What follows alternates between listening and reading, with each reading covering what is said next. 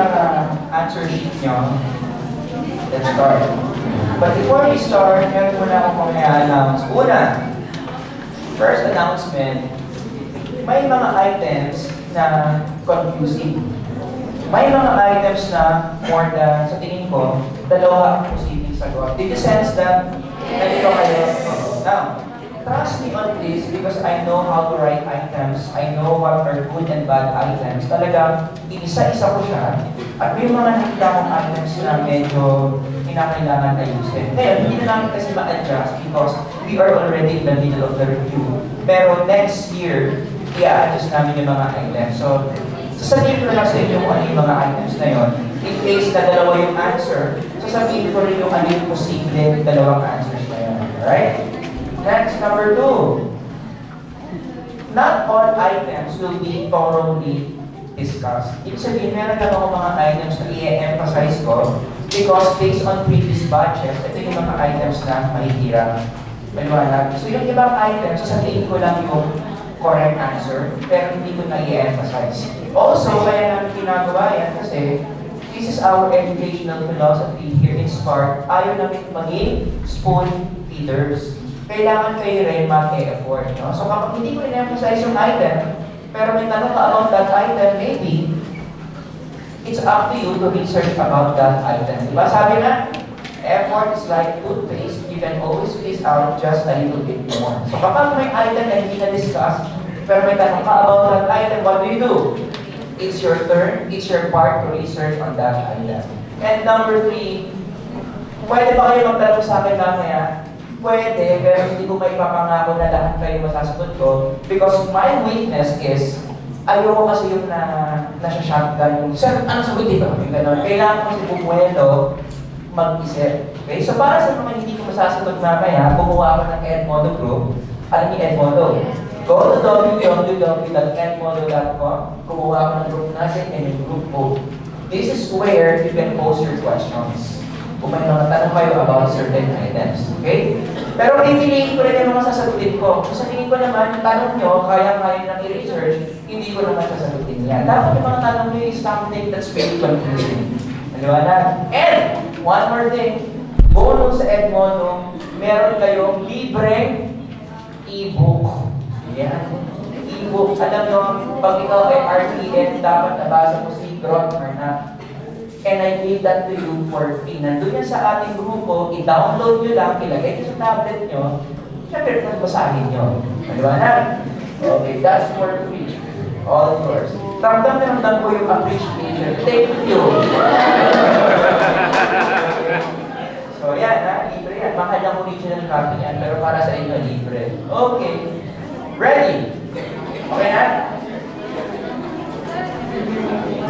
Ano yun? Ano ba? Ano raw? Ano yung shade? Ano yung shade? Bakit? Gusto mo yung mga late na mag-e-exam? Late dumating. Paano yun, Sir Jason? Sa picture lang po, yung questionnaire. So ngayon pa na sila sa sakot? 12:30 tapos kanina ko kayo sa shade. Ba't hindi ba na shade? 12:30, you started shading 12:30. It's already 1:20. It took you 30 minutes to shade. Okay. That's the thing. So habol na lang kayo, ha? Okay, part 1. Ready? Uunahin ko muna yung mga items na mahihirap based on items analysis. Tapos babalikan ko yung mga items na nanakawan natin. Sabihin ko yung correct answers, okay? Part 1. Ready, number 1 daw ng hirap. Sabi sa item analysis, which is very surprising. The correct answer is letter C. Nalungkot siya agad lahat, mali lahat. Ito tayo mag-i-exam. All cytological tests would depend upon the measurement of the behavior samples. Let me explain bakit. Bago kayo umiyak. Whoever did question number 1, binasa niya yan sa definition ni Anastasi. Diba? If you read Anastasi's book, ang definition niya sa psychological test is, everybody read. Idala mind of Anastasia, yung word na behavior includes thinking and actions. So kapag gusto mong sukatin ang thinking o ang actions ng isang tao, ang tawag ni Anastasia doon, it's considered as a behavior. Maliwanag. Another word I want to emphasize on this is the word sample. Kung may kita sa definition ni Anastasia, sample of behavior. Ano ibig sabihin ng sample? Ibig sabihin ng sample yung konti lang, yung iba lang. Ano? Blood sample. Uy, kukunin ka ng blood sample.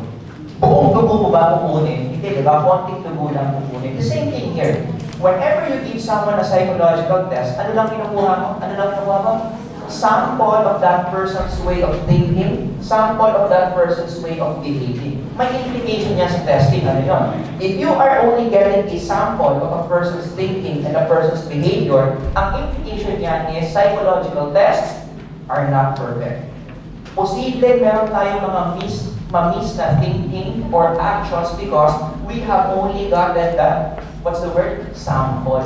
Kaya nga dito sa testing, lagi tayong may SEM na tinatawag. SEM stands for Standard Error of Measurement. Yung word na error doon, yun yung chance na hindi mo nakuha yung thinking o yung actions ng isang tao on that raw score. Am I making sense? So ang pinaka-essence talaga ng item number 1, this is based on Anastasia's definition of what a psychological test is.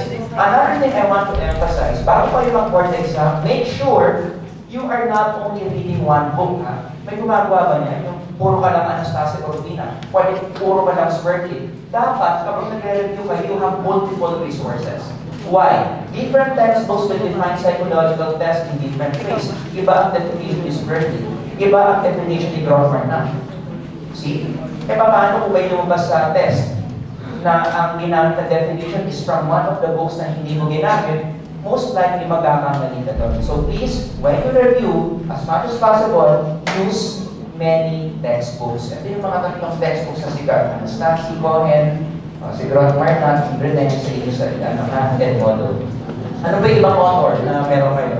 Kasi here, nawala dyan, Kaplan, pwede rin si Kaplan. Iba na lang ng definition ni Kaplan. Okay? So, use multiple books. So, yun yung mga libro na dapat basahin niya. Next. Number 2. The correct answer is, can you shout it out? Number 2, the correct answer is?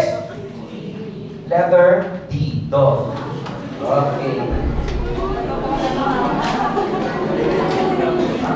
Actually, number 2 talks about the worth of a test. Kailan daw ang test mo ay nagiging maganda? Let's talk about the word criterion. Everybody say the word criterion. Go. Ano ibig sabihin ng criterion? This is the behavior that the test aims to predict. Every time we give a psychological test to a person, bakit mo ginagawa yan? Because you want to have an accurate picture of that person's what? Behavior in the real world. Kaya pag nagbigay ka ng MBTI, anong criterion mo? Gusto mong malaman yung personality niya in the real world. Kapag nagbigay ka ng RCI-10, Religious Commitment Inventory, ano ang criterion niya? Gaano kareligyoso itong taong ito in the real world? Okay, that's the key phrase, in the real world. Kaya nga tayo nagbibigay ng psychological test, hindi mo kakilala yung tao na kaharap mo, you want to have a picture of this person's behavior in the real world. O ngayon, para masagutin ng tama yung item number 2, kailangan maintindihan mo yung salitang empirical correspondence. Kasi nga letter D yung tamang sagot eh. Ano bang ibig sabihin ng empirical correspondence? Simple lang yan. Empirical correspondence, answer this question. Gaano magaling mag-predict ang items ng criterion in the real world? Let me repeat. Gaano magaling mag-predict ang items mo dun sa test ng ano? Criterion in the real world. Gaano magaling mag-predict yung test mo ng behavior ng test taker in the real world? Let me give you an example. Halimbawa, meron akong test na ang pangalan ay Marriage Stability Test. Paano ko malalaman kung yung test na ito ay maganda ang empirical correspondence? I'm going to pick one item na sinagutan na. Let's say I pick this item. I value my marriage more than anything else. And it's Likert format, 1 to 5. Sinagot nung test taker 5. Ano sagot? 5. Tapos, nung niresearch ko yung background ng test taker na yan, na ang sinagot ay 5, anong nalaman ko? This person is already married, happily married for 25 years. Kung lahat ng items mo ganyan, nahuhulaan niya kung ano talaga yung estado ng tao in the real world, mataas ang kanyang empirical correspondence. And those tests are really worthy. Yan yung mga test na mahal. Kasi ang galing nila maghula ng behavior ng tao in the real world. Did you get that? That's what we mean by empirical correspondence. Next. Number 3, sabi sa item analysis, mahirap din daw. Ano ang tamang sagot? Surprisingly, ang daming mali. Letter A. Anong pinagkaiba ng diagnosis sa condition? Ito kasi simple ha. Kapag diagnosis, this is what you have.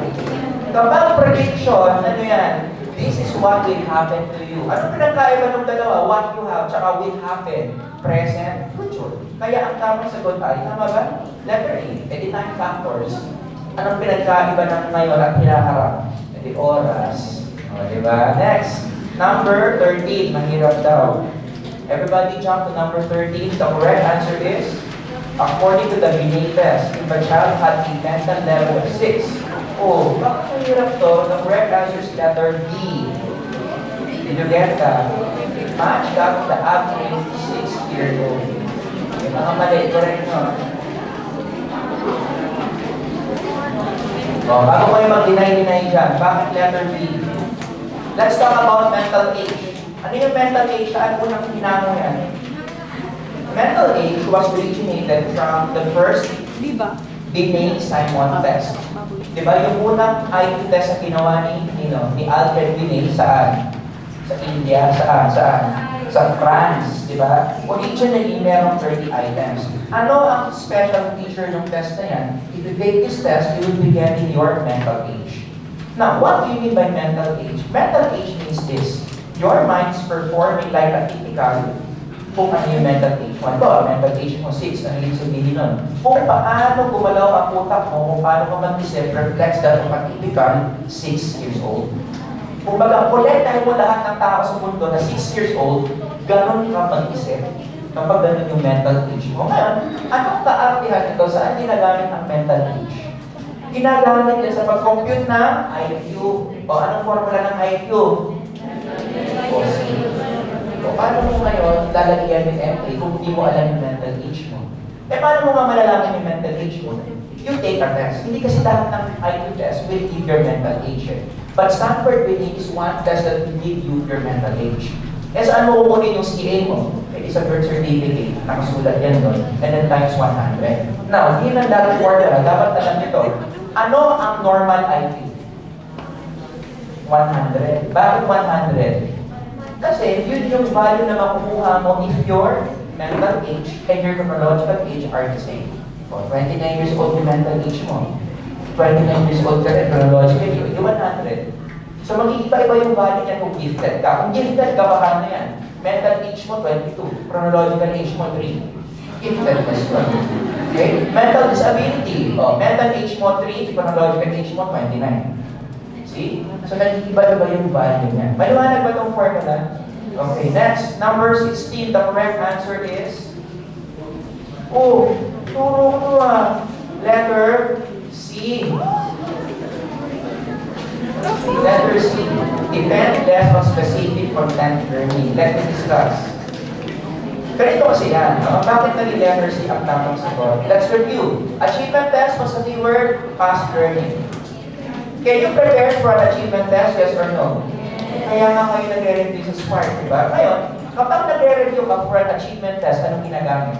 EOS. Tama? Kinakailangan alam mo yung EOS ng exam para yun yung mga topics na re-reviewin mo. Yan yung mga contents na re-reviewin mo. Because you are going to take an achievement test. Ilalabas yan ng PRC for assessment, yan yung mga kailangan alam nyo. Iba na naman sa outside, iba na naman sa clinical. Bakit sir, kapag aptitude, hindi gano'n? Hindi. Ang aptitude mas general. Diba? Ang aptitude, ano sabi ko? It measures your potential in a field. May pointers ba sa aptitude? Ang sagot, wala. Diba? Kukuha ka ng aptitude test on biology. What about biology? Ang dami-dami topic sa biology ko. Anong sagot? What about biology are you going to review? Wala. Lahat. Lahat ng may nalaman sa biology, bahala kang review mo. Kasi nga, aptitude test yan.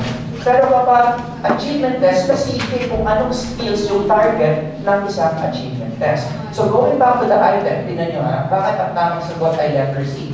Depend less on content, specific content learning. Hindi sinasabing walang content learning ang aptitude. It's just that aptitude tests are more, what's the word? General. Hindi siya nagbibigay ng specific na mga pointers. Very general lang. Binibigay lang sa inyo yung topics, but the skills needed. Okay? Next, number 23, the correct answer is letter D, range. Ito sa tingin ko madali lang to. The simplest measure of variability is the range. Okay. Anong ibig sabihin ng variability? Anong sagot ang tinatanong ng variability? Gaano kalayo ang score sa isa't isa?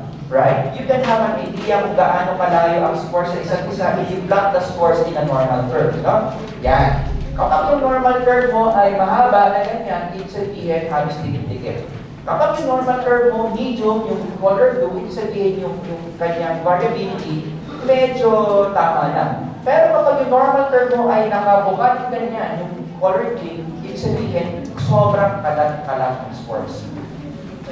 Now, you can quantify. Pwede mong sukatin kung gaano kalawak ang variability ng scores. Paano? Pwede kang mag-standard deviation. Pwede kang mag-mean. Pwede kang mag-range. Bakit pula yung variance? Pampagulo lang yan doon sa pilihan. Wala talaga siyang connect. May pumili ba ng variance? May pumili ba? O actually, pampagulo lang yung tawag yung distractor. No? So, malilito lang kayo dapat doon sa tatlo. Bakit na pinakasimple ang range? Bakit? Bakit pinakasimple? Kasi kapag gawin mo ang range, isang operation lang ang gagawin mo, which is subtraction. Highest minus lowest. O, ang standard deviation, mahaba ang formula niyan. Even the mean.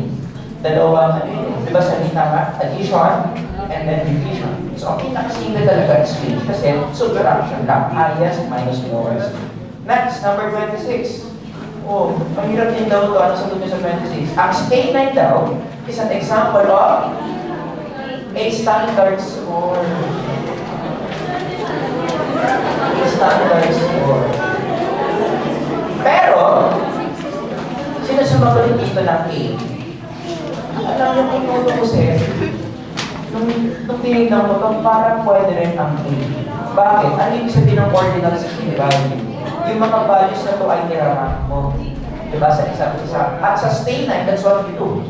Diba? Nirarank mo nga yung scores from 1 to 9. Pero doon sa binigay sa akin answer D is letter D, standard score. Ano bang ibig sabihin ng standard score? Everybody, this is a standard score. Just emphasize on the red words. Yan.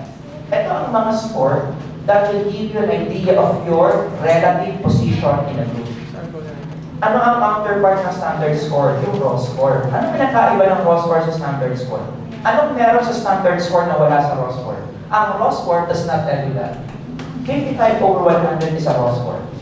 Wala kang idea gaano kakagaling kumpara sa iba kung raw score lang. Kaya kailangan ng raw score, i-convert mo sa standard score para malaman mo, even your score, ano ang position mo relative to other people.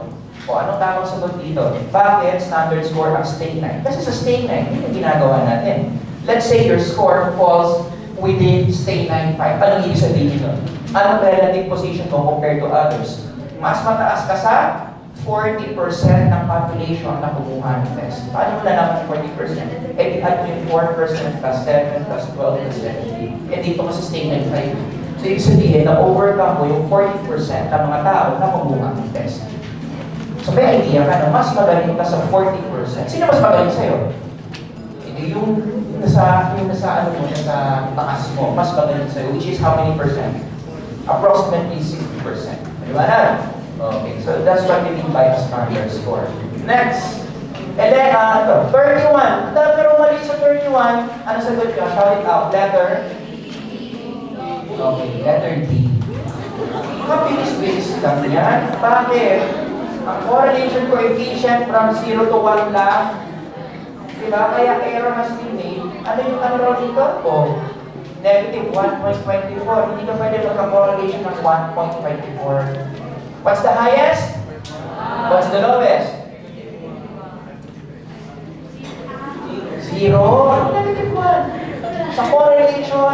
highest. 1, perfect relationship, right? 0, absence of relationship. Baka yung sinasabi mo Z-score. Ang Z-score kasi, ang highest, positive 3, lowest is negative 3. Yung gitna sa normal curve is 0. Yes. Hindi po ba ano, perfect negative correlation? Perfect negative correlation. 1, ano sabi ko? 1 to 0. Negative 1, pinakamataas ang 0.99, tapos it's as good as positive 1. Patama, negative. Okay, ibig sabihin, 0 to 1, negative or positive. 0 to 1, negative or positive. Wala namang negative or positive 0, right? Meron namang positive 1 and negative 1. So tama rin naman yun. Negative 1, positive 1. Pero kasi nga, ang value lang is from 0 to 1. Yung 1 pwedeng positive, pwedeng negative. So perfect correlation of negative 1, pwede rin. Okay? That's the way you perceive it. Okay rin naman. Alright, next. Ano na? 32. The correct answer is letter C. Did you get that? A correlation of direct and weak, 13.32 is found to be significant at 0.01. Ang ibig sabihin daw nun, everybody, can you please read letter C? There is 1% chance for less than 2 is 0. Ang nag-matter dito is yung 0.01 level. Okay? Pag-usapan natin yan. Ha? Anong tawag nyo sa value if you run the correlation analysis? You call it a correlation coefficient. Anong tawag may correlation coefficient ka na ganyan? Anong tawag nyo? There is a direct and strong correlation coefficient between two variables. Ngayon, lagi niyo tatandaan, hindi porket strong, ibig sabihin, may relationship na kada yung variables. Depende pa yan kung significant o hindi. Kasi, minsan, ang taas ng correlation mo, diba, strong, pero hindi significant, sasabihan ng SPSS. Paano mo malalaman kung significant?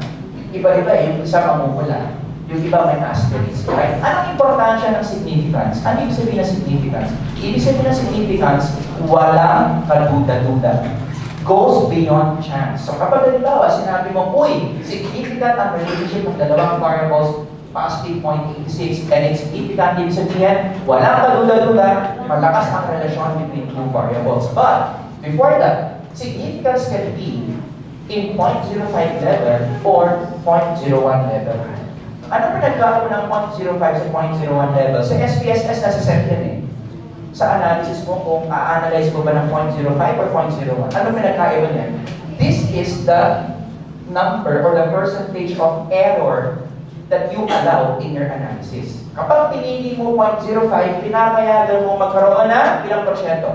5% mali yung result mo. Pag 0.01, ilang porsyento na papayag ka? 1% lang. Kaya, sino ang mas mahigpit? 0.05 o 0.01? 0.01 talaga ang mas mahigpit. Ngayon, kapag nag-correlate ka at 0.01 level, and it's significant, what does that mean? It means, look at this, there is a 1% chance or less that the true R is 0. Anong ibig sabihin ng true R is 0? Pag sinabi mong true R is 0, it's as good as saying as walang relasyon. Meron ng 1% na walang relasyon. Ibig sabihin, 99% meron. Maliwanag? Kaya yung tamang sagot, letter C. 1% lang ang wala silang relasyon. 99% meron. Because you analyze it in 0.01 level. Maliwanag ba? Now, in correlation analysis, ang posible. Are you listening? Posible rin na nag-analyze ka, no? Sa 0.01 level, hindi significant. Pero pag lumipat ka sa 0.05 level, pwede maging significant. Kasi mas naging lenient ka sa 0.05. But in most journal articles, yung mga publishers, ang kanilang requirement talaga, lahat ng analysis dapat 0.01 level. Kasi mas strict to. So lahat ng i-report ko na talaga, walang kaduda-duda, significant ang mga relationships. Alright. Next, number 34. Ang tamang sagot ay letter C. It shows high speed half reliability. It means variation due to content sampling is not a large problem. Bakit letter C? Anong ginagawa ng speed half? Are the items measuring the same thing? First half and second half items, right? Review. Paano hinahati ang items sa speed half? Pwede random. Pwede, ano isa? At even, ano yung bawat first half, tapos second half, you already understand why. Okay, now, halimbawa, ginawa mo yan, first half, second half items, kinorelate mo, at ang lumabas ay direct and strong. Anong ibig sabihin nun? First half items, second half items, kinorelate mo, is direct and strong. It means, eto na, variation due to content something is not a learning problem. Alam nyo, sa mga exam, common ito na strategy ng mga examiners, yung papahirapan lang nila yung mga words, but it really means something so simple. For example, ito, meaning lang yan. First half items and second half items in the test consistently are giving same scores. Diba? Ano yung pinalit niya sa word na items? Yung content sampling. Kasi ano ba yung content sampling? Ano bang content sample mo? Yung items. So, ibig sabihin na items na lang, variation of items is not a large problem. Sabihin niya content sampling para mas mahirap pakinggan. But it really means items. Variation of items is not a problem. Bakit hindi problem? Kasi nga, pare-pareho lang yung items. It's giving you consistent results. Paliwanag? Sa board exam, maging sensitive kayo sa mga ganyan yung akala mo mahirap siyang intindihin, pero they are just using another word to make the statement sound hard. Okay? Then, kung nakita ko ginagawa ko yun sa exam, no? Pag nagpapabigay ako ng mga quizzes and long exams. Next, 35, the correct answer is letter C. You get that? The time interval between the first and second administration of test retest must be reported along with the obtained coefficient. Bakit mali ang A? Sinong sumagot ng A? Bakit mali ang A? Bakit mali ang B? Bakit mali ang A and B? Yun muna, A and B mali kasi wala naman kasing fixed na standard kung gaano kahaba ang interval. Although may max, ano yung max? Not more than 6 months. Pero within 0 to 6 months, wala namang standard days, gaano kahaba ang interval. So hindi po pwede sagutin ng A or B. Ang letter D is purely a structure. Walang kinalaman ang validity sa test retest. Right po? Bakit ang tamang sagot letter C? Kasi kapag tinignan mo ang psychometric properties ng isang test sa manual, dapat kapag nag-test retest siya, sasabihin sa manual gaano katagal yung interval. For example, binuksan ko ang manual ng WAIS. You know WAIS? WAIS stands for? Intelligence scale, right? Kapag pumunta ka doon sa part ng reliability ng WAIS, i-report dyan na ang WAIS pala ay tinest retest. Okay, gano'ng kahaba ang interval ng test retest? Sabi sa manual, 12 weeks. Para masigurado na bakit ginagamit ang test retest? Para masigurado na yung administration procedures ay walang extraneous variables. Okay? So that must be reported in the manual. Next, number 38, ano sagot nyo? The coefficient alpha is used to determine the inter-item consistency of test with. The correct answer is letter C. Receive different numerical scores. Ito naman, akala nila mukhang mahirap, pero simple lang yung hinahanap ng number 38. Number 38 is referring to Cronbach's alpha. Let's review. Anong ginagawa ng Cronbach's alpha? Ha? Nag-multiple split half siya, tapos i-correlate niya. Am I right? Do you remember that? Cronbach's alpha? Okay.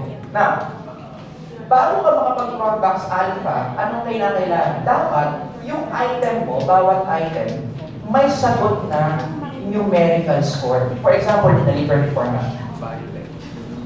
Are you listening? Diba?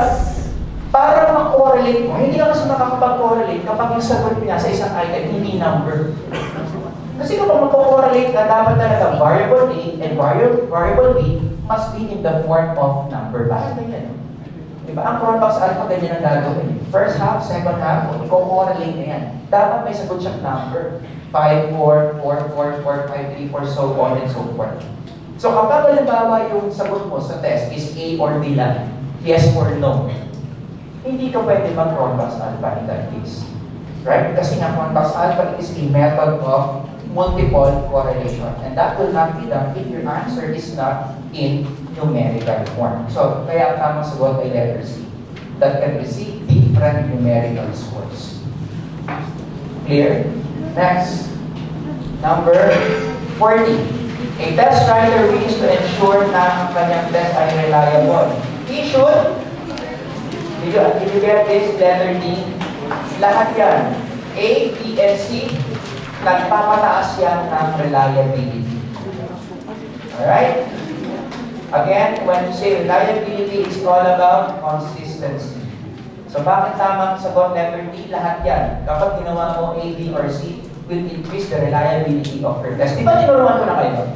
One way to increase the reliability of your test is to analyze the items. Cronbach's alpha if item is deleted. Burahin nyo yung mga vague items. I-modify nyo yung mga items na malalabo, it will increase the reliability of your test. Pero may iba pang ways, ha? May iba pang ways. I want you to take a picture of this. Everybody, go to this website. This website will teach you other ways on how to increase the reliability of your test. Okay? Aside from fixing the items, may kinalaman din yan sa sinong ipapilot test mo. May kinalaman din yun. So, kayo na lang bahala mag-aaral dyan. Yun na yung source, ha? Okay, next, number 41. Go to 41. Which of the following activities would be especially suitable for investigating the content validity of achievement test? Anong sagot nyo? The correct answer is, dali-dali lang ito, ha? Letter C. O, let's review. Ano ang ginagawa natin sa content validity? We are matching, right? Tinitignan natin kung yung items ba ay bagay, tugma, nag-fit ba doon sa nature ng test. Dapat ba na yung item na ito ay nasa test na yan. Kapag yung test mo, objective test, saan may kukumpara yung item sa POS? Itong item ba na ito is really a question about mathematics? Itong item ba na ito talagang question ba ito sa history? Right? Eh kapag hindi objective yung test mo, personality test, paano kino-content validate? Subject matter expert. Kung halimbawa, ang test mo ay tungkol sa extroversion, sino magko-content validate yan? A psychologist who is an expert in extroversion. But regardless, objective man yan or personality test man yan, you are always referring to the item sa content. Okay? Next, number 43. Content validation is most appropriate for, ano sagot? Letter, sabi doon sa aking answer, tinatanggap, letter B daw yan. Content validation is most appropriate for letter B. Pero yun na nga eh, di ba? I think pwede rin ang letter C. Di ba? I think pwede rin din, ang A hindi. Kasi nga ang aptitude general ang coverage niyan. Pero I think dito pwede rin ang letters C, personality. Content validate nga ng subject matter experts. No? Pero kung pagbibigyan natin ito, kung talagang achievement test nga, eh pwede rin naman. Kasi nga, ganyan gagawin mo. Kunin mo yung item 1. Tignan mo ang item 1 saan dyan. Kapag nakikita mo na yung item 1 ay hindi tumatama sa any one of the 6 or okay? Sino sumagot ng ng C, personality test. In fairness, pwede rin naman. Pero hindi pwedeng all of the above kasi kasama mo yung aptitude test eh. Ang aptitude test, hindi sila naglalabas ng POS. Okay. Sige, itama nyo na kung B or C kayo, ha? Next. 44. Criterion validation procedures include, pagdali-dali lang ito, ha? Letter 3. Diba, dapat memorize mo yung specific procedures under how many categories? Tatlo. Sige nga, everybody recite. Everybody, ano ang procedures after this? Ready, go. Ano nga yung procedures after that? Lima yan.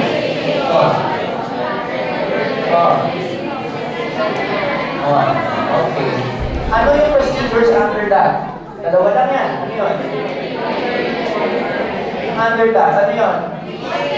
Okay. Dapat memorize nyo, ha? Next, 45. Ito, ano yan? Maganda yung 45 because it is a case, no? In the form of a case. Let's read. Test A has been in use for many years. It is highly respected as a test of intelligence. Okay? Test B is a new intelligence test which is much shorter and easier to administer than Test A. The use of Test A to validate Test B would constitute anong validation? Who answered A? Taas ang kamay. May mahiya. A, B, C. Sa lahat ng representative. The correct answer is letter D. Pero bakit? Ito. Ang paliwanag ko, bakit pag-correct yan? At medyo may problema dito. Did you sense that? Oo, mali lang ba yun? Nasense yun na. Bakit? May problema dito. Okay, let's review. Anong ibig sabihin ng concurrent validity? You are using a criterion that is already existing to validate a new test. O ngayon, punta tayo dun sa case. Ano sabi sa case? Meron na raw test A. Yung test A, yung ginawa ng existing criterion. Kasi matagal na daw di ba? Alagay dyan. Matagal na ang test A. So, ito yung ginamit nila ng existing criterion to validate test B. Kaya lang, anong problema? So, tingin ko problematic yung item. Kasi hindi sinabi yung ano. Pero siyang hindi sinabi kaya sa tingin ko malabo makukuha yung tamang sagot dyan. Hindi sinabi kung yung mga kumuha ba ng test B ay sila rin ang kumuha ng test B. Diba sa concurrent ka, isang population na gagalitin mo. So yung scores ng new test, kukunan mo ng criterion sa isang pang test. Pero, criterion nino. Criterion ng mga taong kumuha ng new test. Am I making sense? O, tingnan nyo wala namang sinabi hindi ko naman alam kung yung mga tao ba sa test A, sila rin sa test A. Diba? Pero kung ang tamang sagot dito ay concurrent, dapat lang ng mag-isang population ng test A at test B. You cannot correlate your score to another person's score. Diba? Dapat, yung score mo, i-correlate mo sa score mo noon. Am I making sense? So I think problematic itong 45. No? I would understand why you will be committing a mistake in 45. Okay? Next. Number 46. Criterion contamination occurs when ano sagot nyo? Can I see the hands of letter A? Criterion contamination, letter A, B, C, D. Ang tamang sagot ay letter C. Letter C. Bakit? Dapat syempre alam yung ibig sabihin ng criterion contamination. In fairness, hindi naman natin diniscuss ko, no? Assessment 1 and 2. Okay.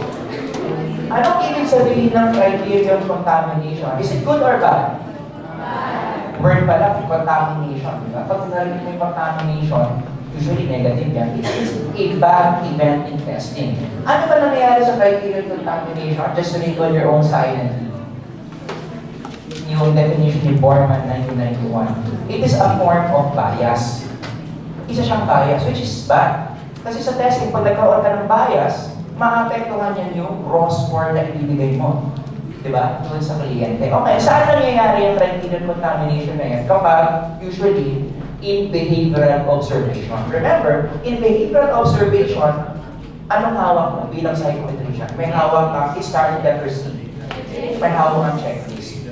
Okay, let me give an example kung paano nagkakaroon ng criterion contamination when using a checklist. Halimbawa, listen, meron akong estudyante sa classroom, sa LaSalle. Halimbawa, alam ko na itong estudyante nito ay matalino because she is a member of my top 5. Alam ko ba sa LaSalle nagpapatop 10 ako? Pag midterms, kinocompute ko yung mga scores tapos may nagbibigay ako ng premyo sa top 5 students. Last term na nagay ako ng iPhone 5. Nag-isa sila. Anyway, tingnan nyo I know that the student is member of my top 5. Tapos nag-exam sila. Biglang napunta ako sa essay. Sinecheck ko yung essay niya. Anong tendency ko?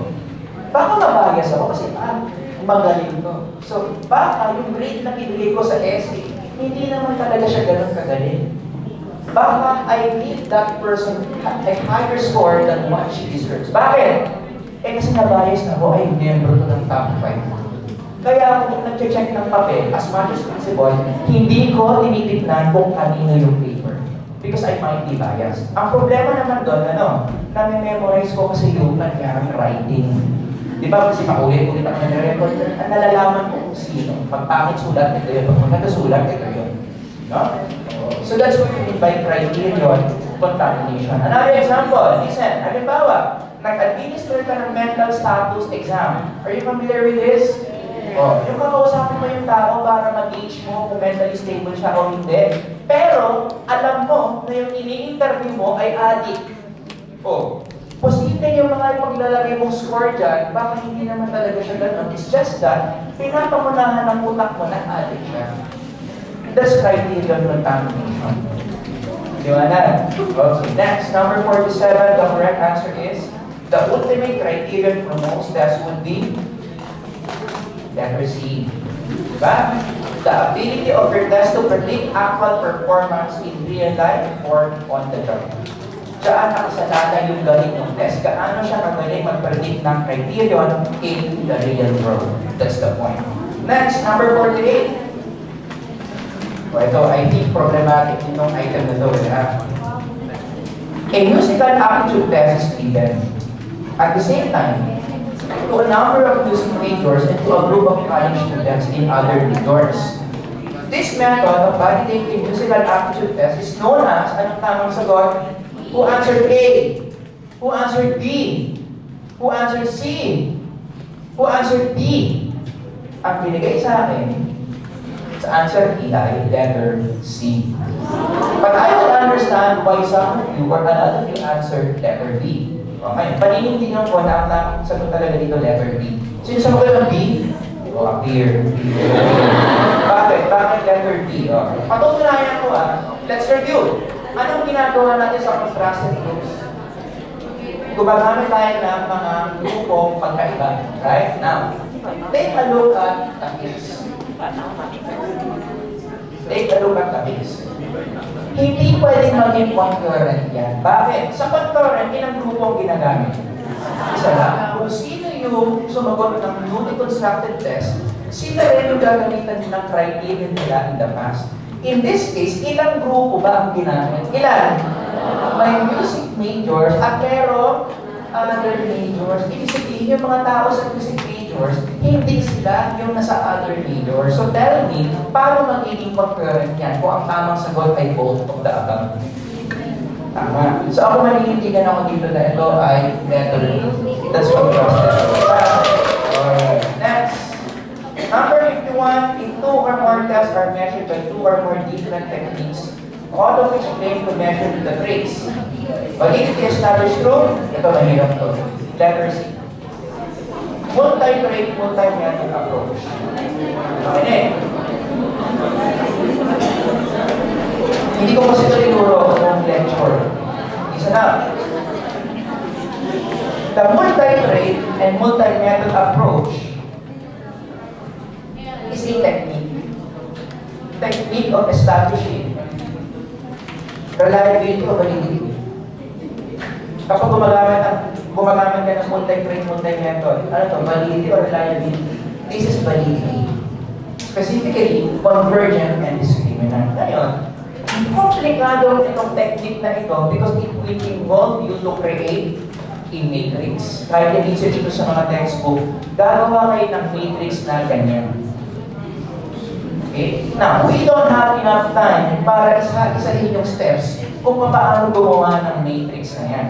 But, hinanapan ko kayo ng source na pwede niyong puntahan para turuan kayo paano gumawa niyan. Take a picture of this. Yan. So this source will give you a full instruction on how to create this matrix, on how to establish the validity of a test.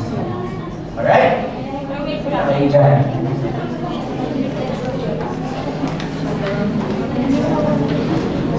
Next, number 53. Go to number 53. Anong tamang sagot? A situation wherein low-scoring and high-scoring applicants who take a selection test show more variability than middle-scoring applicants ay letter D. Heteroscedasticity. Wow! Heteroscedasticity. Kaya, ano ba yan? Makinig yan. Anong ibig sabihin na, hindi ko na naman tinuro ng lecture, so dapat alam nyo. Anong ibig sabihin na heteroscedasticity? Anong pinagkaiba niya sa homoscedasticity? Kaya ka, heteroscedasticity is an event. Ano yun? It is an pangyayari sa isang grupo ng mga score. Ano nangyayari sa isang grupo ng mga scores kapag yung scores ay masasabi mong heteroskedastic? Ibig sabihin niya, magkakaiba ang scores ng mga grupong ina-expect mong magkakaiba. So meron kang dalawang grupo, ina-expect mong magkaiba sila ng scores sa variable na ito. At kung ina-analyze mo yung difference between group A and group B, magkaiba nga. Ibig sabihin nun, the scores are heteroskedastic. Halimbawa, gusto mong ikumpara yung sweldo ng mga Americans sa mga Pilipino. What do you expect? Same or different? Different. Kasi syempre, first world country yun. Third world country to, ano i-expect mo? That Americans will have higher scores than an average Filipino. O, kinuha mo yung income nila, tapos tinitest mo. At lumabas, significantly higher na yung sweldo ng mga Americans. Ano tawag mo sa score mo? Heteroskedastic yun. Kasi nga, yung scores nila differ. And that's what we expected. Eh kapag homoskedastic, ibig sabihin nun, halos magkakapareho ng scores ang mga grupong halos magkakapareho din. So dito baliktad, ang expectation mo, pareho lang to, they will not differ. Kasi yung grupo, in a way, hindi din magkaiba. Halimbawa ko, ikumpara mo ang kinikita ng mga driver ng jeepney sa Quiapo at Tondo.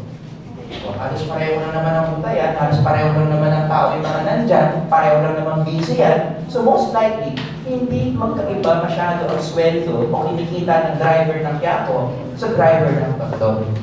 Kapag nakita mo nga na ang kanilang salary ay halos pareho, anong tawag mo sa data? Homoskedastic yung data mo. Another example, let's talk about teenagers' income. Basahin na lang on your own silent. Ang gandang example na to.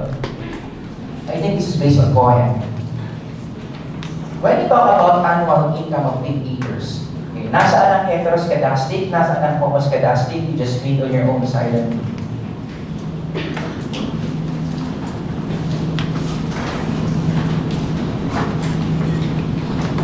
Kapag bata pa sila, you expect their scores to be homoskedastic. Kasi pare-pareho sila ng estado. Lahat sila nag-aaral pa, lahat sila debaon lang, lahat sila halos pare-pareho ng binibili, di ba? Pare-pareho silang junk food, pare-pareho ng canteen, kaya hindi ganun kaiba yung kanilang kinikita. Pero, kapag sila ay nag-reach na ng 20-somethings, 30-somethings, ano na? Magiging iba-iba na yung field niya. Meron sa business, meron sa ganito, meron sa ganyan, at iba-iba na magiging income nila annually. So when you compare their data, kapag sila ay 20-somethings na 30-somethings, magkakaiba na. The data becomes heteroskedastic. Nandun. O ngayon, going back to item number 53, let's analyze. Meron kasing story behind the item. Ano yung story behind the item dito? May isang test na in-administer. Ano sa tingin yung construct ng test? Nakalagay dyan. Ano yung construct ng test in-administer? It has something to do with job performance, that's right. No? So, merong test in-administer sa grupo ng mga empleyado. And then what? In-organize sila from highest to lowest. Tapos, ano ginawa? Kinumpara yung score nila sa test doon sa kanilang actual job performance. Anong nakita nila? Nakita nila na ikumpara mo yung job performance ng mga high scorers at ng mga low scorers. Magkaiba. At kapag kinumpara mo yung job performance ng mga middle scorers, halos walang pinagkaiba. Maliwanag? So, ano ang silbi ng heteroskedasticity sa testing? Heteroskedasticity is another indication that you have a good test.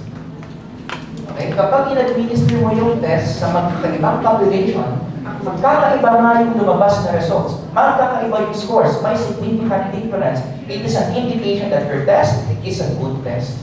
Nag-develop ka ng IQ test. In-administer mo sa scholars. In-administer mo sa mga non-scholars. Mas mataas yung mga scholars. Anong ibig sabihin nun? Heteroskedastic yung data mo. Which is an indication that indeed your test is measuring intelligence. So parang may kinalaman din ito sa contrasted groups. No? Yun lang yung term. Tuloy sa data, heteroskedastic yung scores. Maliwanag na ba? Yung heteroskedastic at homoskedastic. Okay, next, 54. In fairness, hindi natin ito na data. Ano raw ang purpose ng regression equation? Who answered A? Who answered B? Who answered C? who answered D, the correct answer is letter C. Tatandaan nyo ha, kapag narinig nyo ang salitang regression, it is always about prediction. Linear regression, multiple regression, kahit anong regression pa yan, regression analysis, you are trying to predict something. Kumbaga para tayo imbis na bolang kristal ang ginagamit natin as scientists, as architects, ang ginagamit natin ay formula. Diba? May formula yan eh. May formula. Do you remember this? Statistics days? I'm sure tinuro to, hindi nyo na lang inintindi. Diba? Tinuro yan. Bahala na. Sa handouts, pero hindi na nung binasa. Pero pasimplihin natin, dapat maintindihan nyo ano ginagawa ng regression. Ilang values ang kinocompute sa regression? Dalawa. This one, yung y hat, at saka yung dx plus k. So this is value 1, that's value 2. Anong ginagawa sa regression? Pasimplihin natin. Ang ginagawa sa regression, hinuhulaan natin kung ilang pagbabago magkakaroon sa value na yan kapag nagkaroon ng pagbabago sa value nyo. If this score, yung y hat, are you with me? If this score increases by x units, ilang units gagalaw yung score na yun? Yun lang naman yung kinocompute ng regression. Kapag ginalaw ko yung value niya, ilang units ang igagalaw ng value doon? Okay? Halimbawa, ready? Sabi doon sa regression equation, ito, pag in-apply niya sa SPSS, halimbawa, ito, sa kada isang unit na increase nito, sa x, ito yung x, there will be 5 units increase in y. Okay? Now, you predict. Evaluate, anong number doon? Anong number yun? Ano sabi sa regression equation kanina? For every 1 unit increase, there will be 5 units increase in the other variable. 1, 5. Okay? Anong prediction nyo kapag yung 4 dito maging 5? Ano magiging dito? Ano? Ano yun? You increase 1 unit, 5 units will increase dito. Kung 4 yun, gawin kong 5, ano nandito? Ha? 20 plus 5 mo, right? Kung maging 6 yun, ano nandun? Kung 40 na yun, ano dito? 90. Magawa na. Hindi lang ginagawa ng regression equation. Yan, para mas malinaw, alam nyo ba, yung regression equation na yan, makinig ha, ginagamit nyo ng pag-asa sa paghula ng takbo ng bagyo. Alam nyo, kapag may bagyo, ang pag-asa, dalawa ka agad ang goals niya. Una, predict the movement of the typhoon and the strength. Kasi if you study typhoons, yung kanyang paggalaw, may kinalaman niya sa strength, intensity niya. Now, nag-regression equation sila dyan. Di ba narinig nyo ba yung word na model, statistical model? Ayaw mo sa statistical model namin, ito po ay tatama sa kakayahan, di ba? Yung statistical model na yun, they're talking about regression. Hindi lang nila sinasabi regression kasi nga konti lang nakakaintindi nun. No? O, di ba? May parating na bagyo, 75 kph from the 75 kph, 1,500 km from Philippine Area of Responsibility. Yan yung location ng bagyo, yan yung lakas niya so far. Magre-regression equation ngayon sila. Halimbawa, ito lumabas. Sa kada lapit niya ng 500 kilometers sa Pilipinas, sa PAR, merong 5 kilometers o 5 kph na increase in the typhoon's intensity. Paliwanag? Every 500 kph sa paglapit niya, mas lalakas siya ng 5 kph. Kapag dito na-compute nila, tignan niyo yung magtutula natin na. Kapag 1,000 km siya from PAR, ilan yung lakas ng bagyo? Nasa 80. Bakit naging 80? Plus ano? Uy! Ano na? Kapag 500 kilometers to PAR, magiging 85. Ay nako, ito nga yan yung curve. Regression equation. Okay? Ang lumabas, yan nga. For every 500 kilometers na paglapit, lalakas ng 5 units. Yun na lang, 5 units ang lakas. Nasaan ba siya? 1,500. Lumapit. 1,000 kilometers na lang. Lumapit yan. Ano mangyayari? Lalakas o hihina? Lalakas ng 5 units. 80. Kung lumapit pa ng 500, ilan na? 85 na. Oras na dumapo na siya sa par, ibig sabihin 0 km, nasa 15 air responsibility na siya, 90 kph na ang lakas niya. Yan ang ngayon yung i-report ni Kuya Kim sa mga local government units para maghanda. So maghahanda sila ng mga interventions na pang 90 kph. Maliwanag? So yun, ganyan lang ang regression equation ha. Isa ito paraan ng panghuhula statistically. Next, number 55. Ito yung tinuro ko ni Sergio. Ano to eh? May pagka-IO, ewan ko nung ba't na napunta dito sa assessment. What's your answer? The correct answer is letter B. Okay? Selective. Ngayon, aaminin ko, hindi ko alam kung bakit for whom auditory discrimination of critical importance. Hindi ko ito consider, pero it would make sense kung bakit selecting. Kasi, ano ba ibig sabihin ng multiple cut-off procedure? It is a procedure of what? Recruitment. Sa IO ginagawa yun eh, di ba? Anong ginagawa sa multiple cut-off procedure? It is a method of selection of applicants in recruitment. Sino nag-HR dito? Plano mag-HR. Okay, dapat alam ito. Ganito ginagawa dyan. O, listen ha. Listen. Sa multiple cut-off procedure, may kumpanya. Magbibigay sila ng series of tests. Sa bawat test na ibibigay nila sa mga aplikante na gustong magtrabaho sa kumpanyang yan, meron silang cut-off na dapat maabot nila for them to be considered. Kaya nga, multiple cut-off. Para mas malinaw, halimbawa ko. Sa kumpanya ko, gusto mo magtrabaho, you will be taking 3 tests. A, B, and C. Bawat isang test dyan, may cut-off na dapat naabot mo for you to be considered. Oh, yung test A ko, ang cut-off dyan, 50 ah. Test B, 67. Test C, 78. Ngayon, depende na sa higpit mo yan, as the company owner. Gusto ko yung mga kukunin nila, i-instruct ko yung HR ko. Gusto ko yung mga kukunin nyo, yung mga kakausapin ko sa final interview, lahat ng test na yan, naabot nila yung cut-off.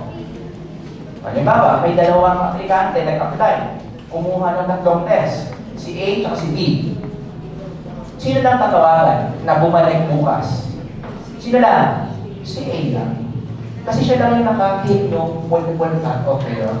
Si B, in fairness, isa lang naman pinagsak niya, pero yun na nga eh. Ang requirement kasi, dapat yung 3 cut-off maabot. Si B, bagsak sa isa, hindi na siya tatawagan. Kaya baka nang ma-experience ito in the future, grupo kayo, di ba? Mag-aano apply. Tapos, isa lang sa inyo yung tinawagan. Ibig sabihin, baka meron kang na-miss na cut-off. Kaya hindi ka tinawagan, yung kaibigan mo, tinabalik. No, huwag kang gumawa ng story na paborito siya. No? Meron ka lang hindi talaga abot na cut-off. Diba? Okay. So yun na nga, pero hindi ko talaga alam bakit yan. For whom auditory discrimination is of critical importance. Okay? Ngayon, ano ang counterpart ng multiple cut-off? Tinuro ko ito ni Sir John. Yung multiple hurdles, right? Have you heard of multiple hurdles? Yan. Ano naman pinagkaiba ng multiple cut-off sa multiple hurdles? Sa multiple hurdles, actually mas masaya ang multiple hurdles kasi dito, bibigyan ka ng iba't ibang mga phases in evaluating your performance. And if you fail any one of these phases, automatically, you're out. Nakuha yung pinagkaiba. So dito, parang ang basihan ng pagkuha sa'yo ay yung performance mo sa isang phase. Doon sa isa, ang basihan sa'yo ay yung kung naabot mo ba yung cut-off ng isang test. Okay, actually, one good example of multiple hurdles approach is minute to win. Diba? Ano yung last round ng minute to win? Ano tawag doon yung dalawa na lang sila? Pero yung last man standing, diba? Bago ka makarating sa last man standing, diba maraming rounds yan? And you start with many participants, right? O sige, let's watch one episode, ha? Okay.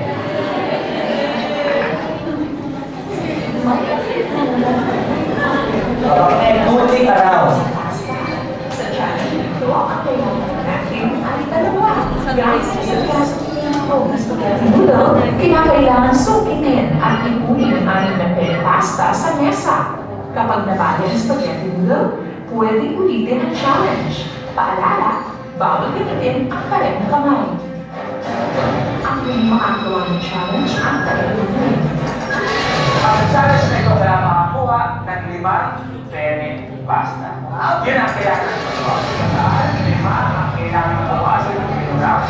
Malawakan ng tempo. Kailangan magbawas mo ng oras sa table bago siya sa tempo.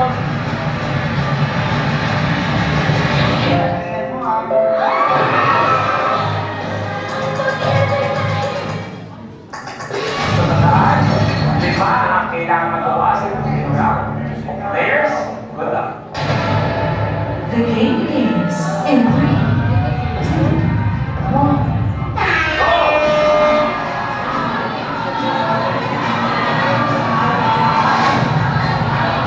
Diego isa. Si Myrtle dalawa. Diego dalawa.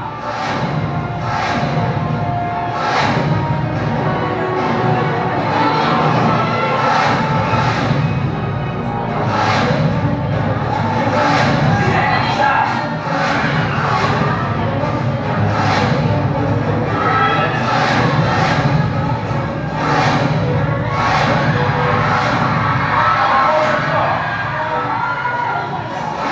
Diego, lima, good. Diego, good. Good. Myrtle versus Puna yan. Vamos. Okay na, good.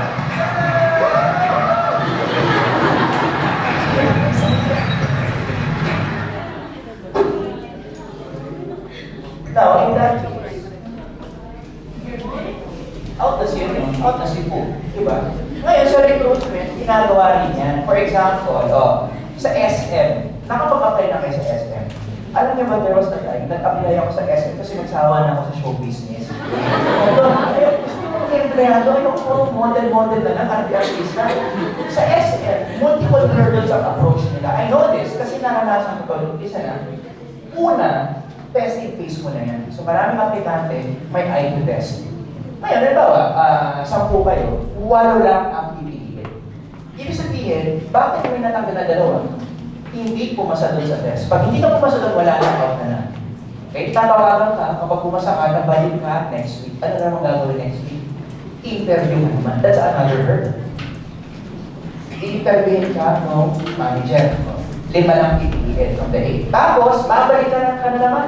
Performance-based, and then so on and so forth. Hanggang sa i-interviewin ka na ng CEO ng SM. Maliwanag. Pero ako, hindi na ako umabot dito eh. Hanggang ano lang ako dito, interview phase. Hindi dahil sa na-out ako. Actually, nakabalik ako dito. Kaya lang, nakutog ako dito, sabi ko, masarap pala maging artista. So, hindi ko na tinuloy na papunta doon. Hanggang dito lang, hindi na ako bumalik sa performance phase. Maliwanag. Other good examples of multiple hurdles approach, the following. Diba? Hell's Kitchen, Master Chef, The Apprentice. Diba? Ganyan yun eh. They start many, may mga challenges, pag palpak ka, out ka na hanggang sa may isang winner. Okay? So this is another way of recruiting applicants. Again, let's have a short break. All of you, please be back 2:35. Hindi mo na kayo dali. Stretch 2:35. Go.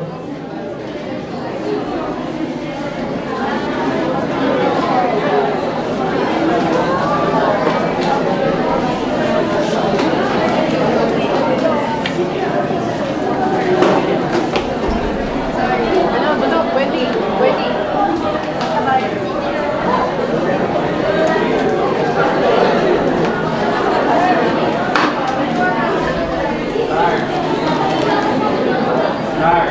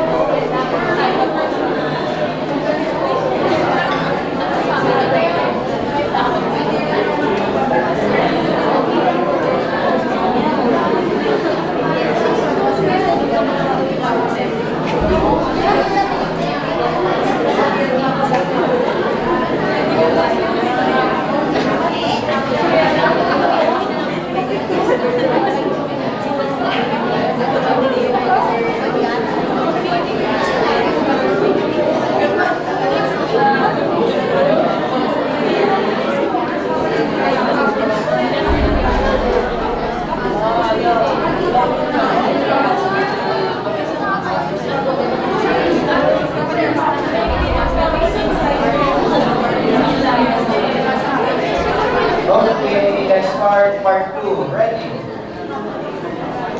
Get your papers.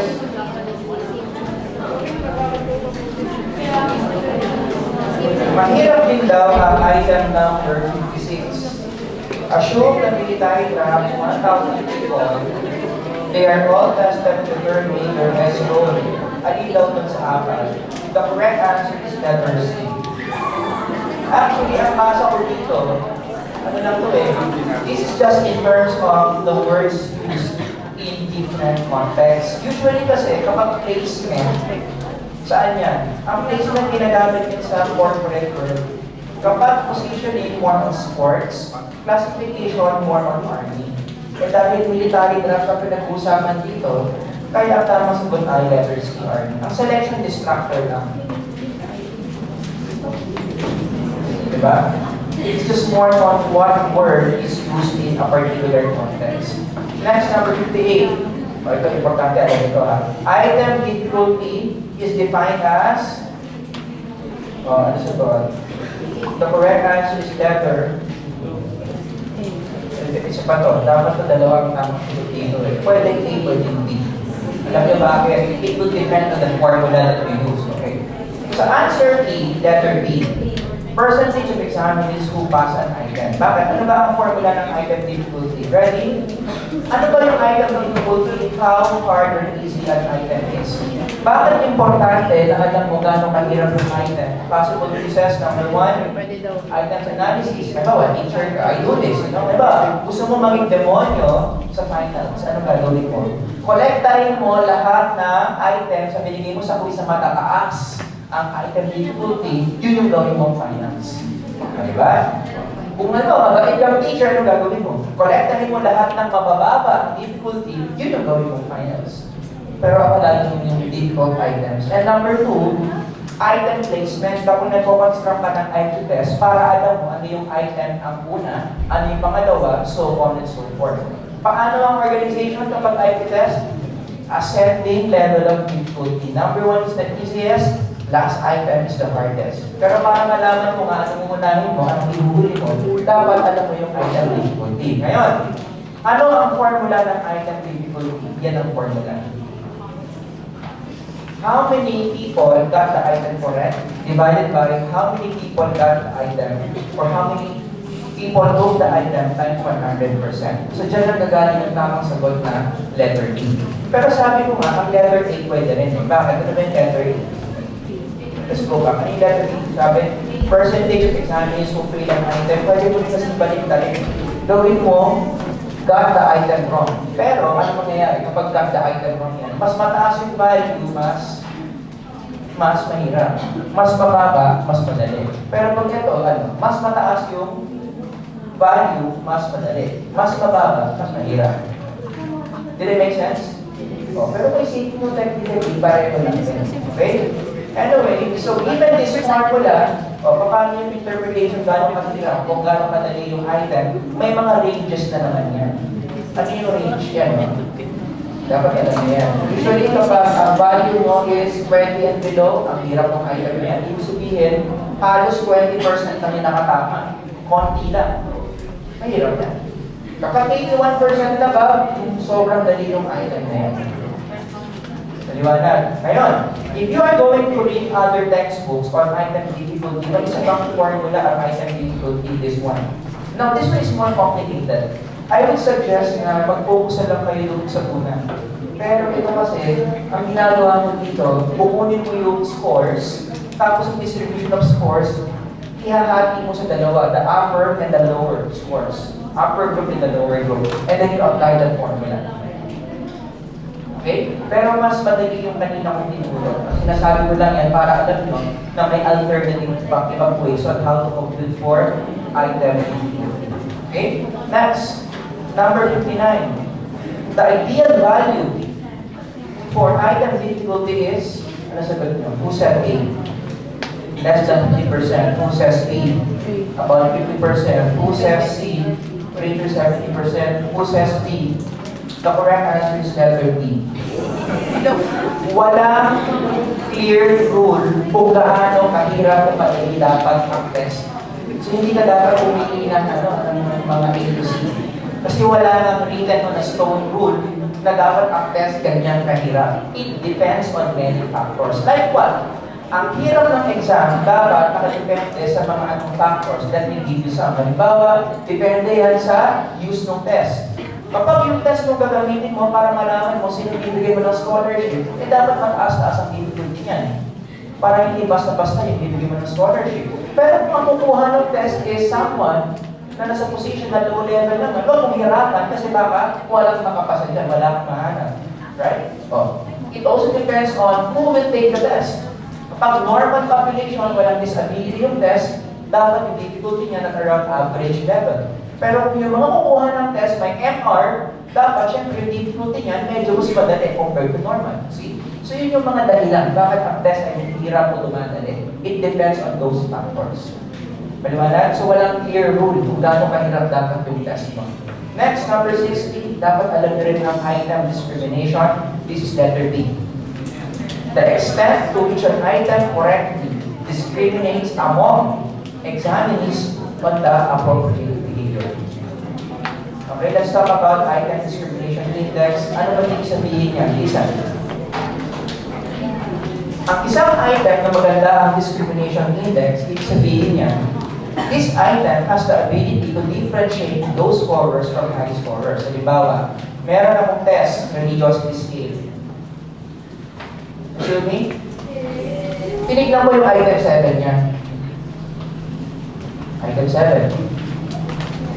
Ang sagot niya sa item 7, in a scale of 1 to 5, 5 highest, 1 lowest ay 5. Now, dahil ang score niya sa 5, sa item 7 ay 5, without looking at the raw score, kaya mong sabihin kung ang tao nito ay low scorer or high scorer sa test na yan. Dahil ang sagot niya 5, una mo dito ang raw score nito mataas. Tinignan mo yung raw score niya, guess what? Mataas na. See? Pumunta naman ako sa isa pang papel. Tinignan mo yung item 8. Nakita mo yung sagot niya sa item 8, 1. Kung maganda ang discrimination index ng item na yan, ano ibig sabihin? Without looking at the raw score, I can predict that this person is a low scorer. And true enough, nung check mo yung raw score niya, mababa nga ang kanyang raw score. See? Ngayon, kapag yung mga items mo, lahat ganyan, kaya niyang mahulaan kung mataas o mababa ang raw score mo. Related yan sa reliability. Most likely, that test will have a high convex alpha. Isa yan sa mga elemento para tumaas ang reliability ng test mo. Dapat yung mga items matataas ang tinatawag na item discrimination index. Kaya ang tamang sagot is letter B. Paano gumawa ng item discrimination index? May formula na naman yan. Yan ang formula niyan. Kayo nang bahala, mag-aaral dyan. Gagawa kayo dyan ng chart eh. May table yan, tapos i-fill upan nyo yung discrimination index per item. At may mga values na naman yan. There you go. Once again, this is critical if you want to have a good reliability of your test. You go to this. Picture nyo yan. These sources will teach you how to create an item discrimination index.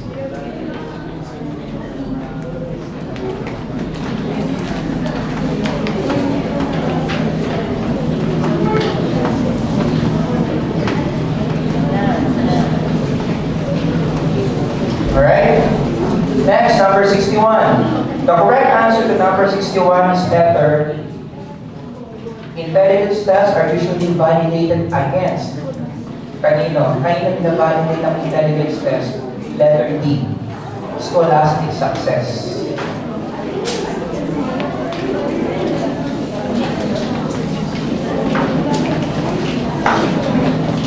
Okay? Next, number 61. The correct answer is letter. Intelligence tests are usually being validated against. And this one is same. Sino sumagot ng B? Yeah, I would understand kung sagot ng B. Pero, ito, may problema na naman sa item 61. Bakit? Hindi sinabi anong klaseng validity yung hinahanap dito. Ito, validated against. Remember, there are many expressions of validity. Ano yun? Ability of the test to measure what it aims to measure. Ability of the test to predict. Ability of the test to be taken seriously by the test taker. Hindi sinabi alin dun eh. Kasi, pwede naman din yung A, B, and C. Depende nga kung anong validity mo. Diba? Halimbawa, yung personality test, pwede mong i-correlate ang intelligence test kung mag-discriminate ka. Pwede mong gamitin ang problem solving kung mag-convergent ka. Pwede mong gamitin ang individual success kapag mag-predictive ka. Ito, pwede mong gamitin yan kung concurrent. Or even predictive. Pwede rin. Diba? So, kung ako to, kung problematic ng item na ito, dapat i-specify dyan what kind of validity. Okay? Sinong sumamba? Letter D. Yeah! Okay, next. 62. The correct answer is performance tests can normally be distinguished by their letter P. Emphasis on object manipulation. Ang pinagagaling kasi ng item na ito ay Wechsler. Anong subtest ng Wechsler? Yung nag-object manipulation ka. Yung block design. Right? Just to give you an example, ano bang ginagawa sa block design? Ganito yan. Yan. Gagayahin mo yan. Na-experience mo yan. Tapos nakaka-pressure kasi sabi ginagaya mo, yung examiner nakatingin sa'yo. Di ba? Tapos may timer yan eh. Yan. Tapos you can give up, hindi mo na kaya. Eh, hindi madali lang to eh. Yan. Pero pahirap ng pahirap yan as you progress through the test. Huh? Yan. See? That's what we mean by project manipulation. Diba? Sino naka-experience ito? Diba nakaka-pressure yan? Baka sabihin yung buo-buo. Okay, yan. Okay. Next.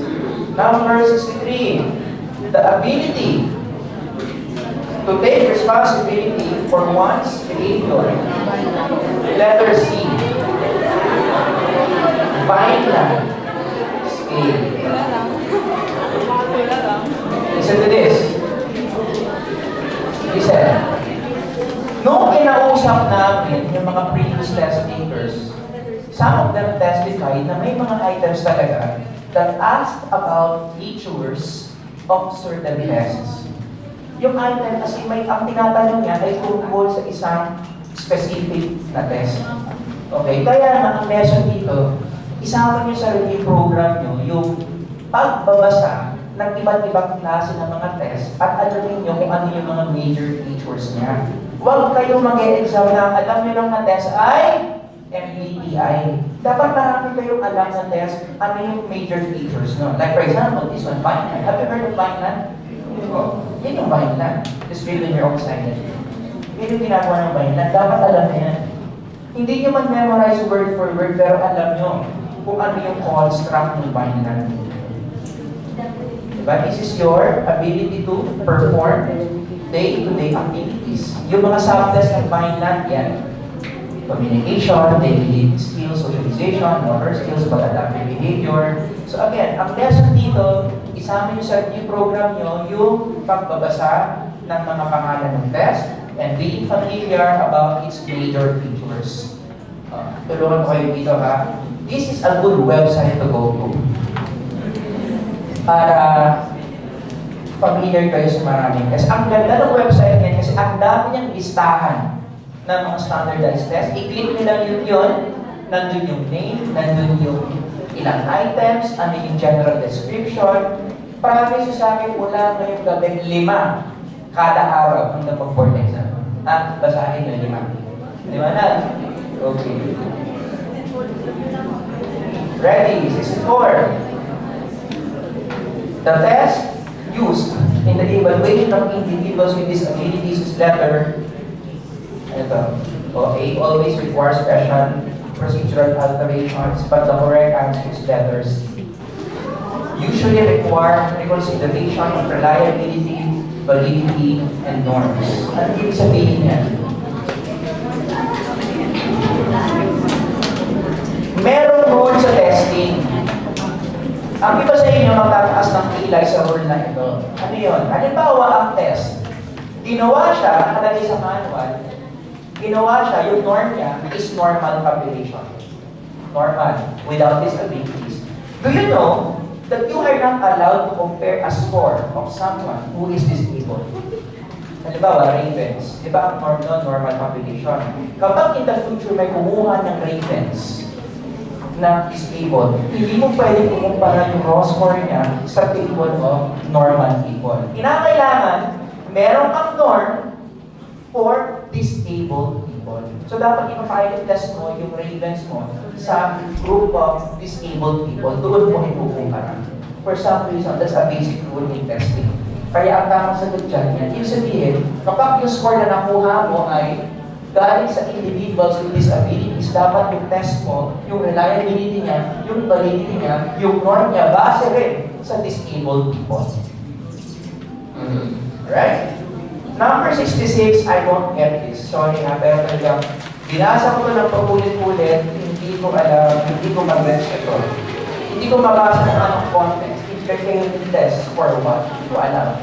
Pero sabi sa akin, doon sa answer key, ang tamang simbolo is letters. Sinong sumamba?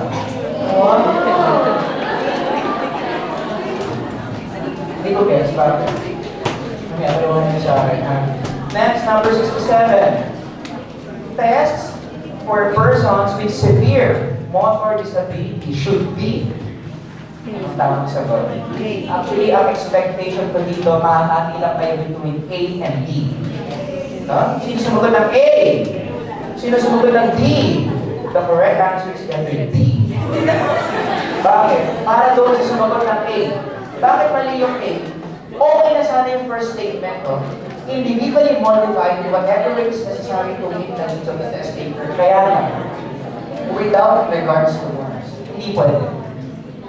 Kailangan kapag binago mo yung procedure, babaguhin mo rin yung norm. Kaya dapat letter D. Percentage of the test taker has to be to point or not at the correct answer. Halimbawa yung mga cerebral palsy, di ba hindi naman sila makasulat, so not lang sila. Okay, next, 69. The correct answer is, compared to individual test, madali lang ito ha, more objective ang scoring procedure. Di ba, pinag-usapan natin yan, kapag ang test mo, projective, ano ang tendency? Subjective, di ba? Low ang reliability. Kapag board exam, ang dali-dali lang, the test becomes objective because you will only have a single raw score, which will only mean one thing, based on the norm. Dalawa. Next, 72. Ito, gusto kong item na to. The correct answer is letter B. Adaptive testing. Ay, syempre, send yung computer. Ano?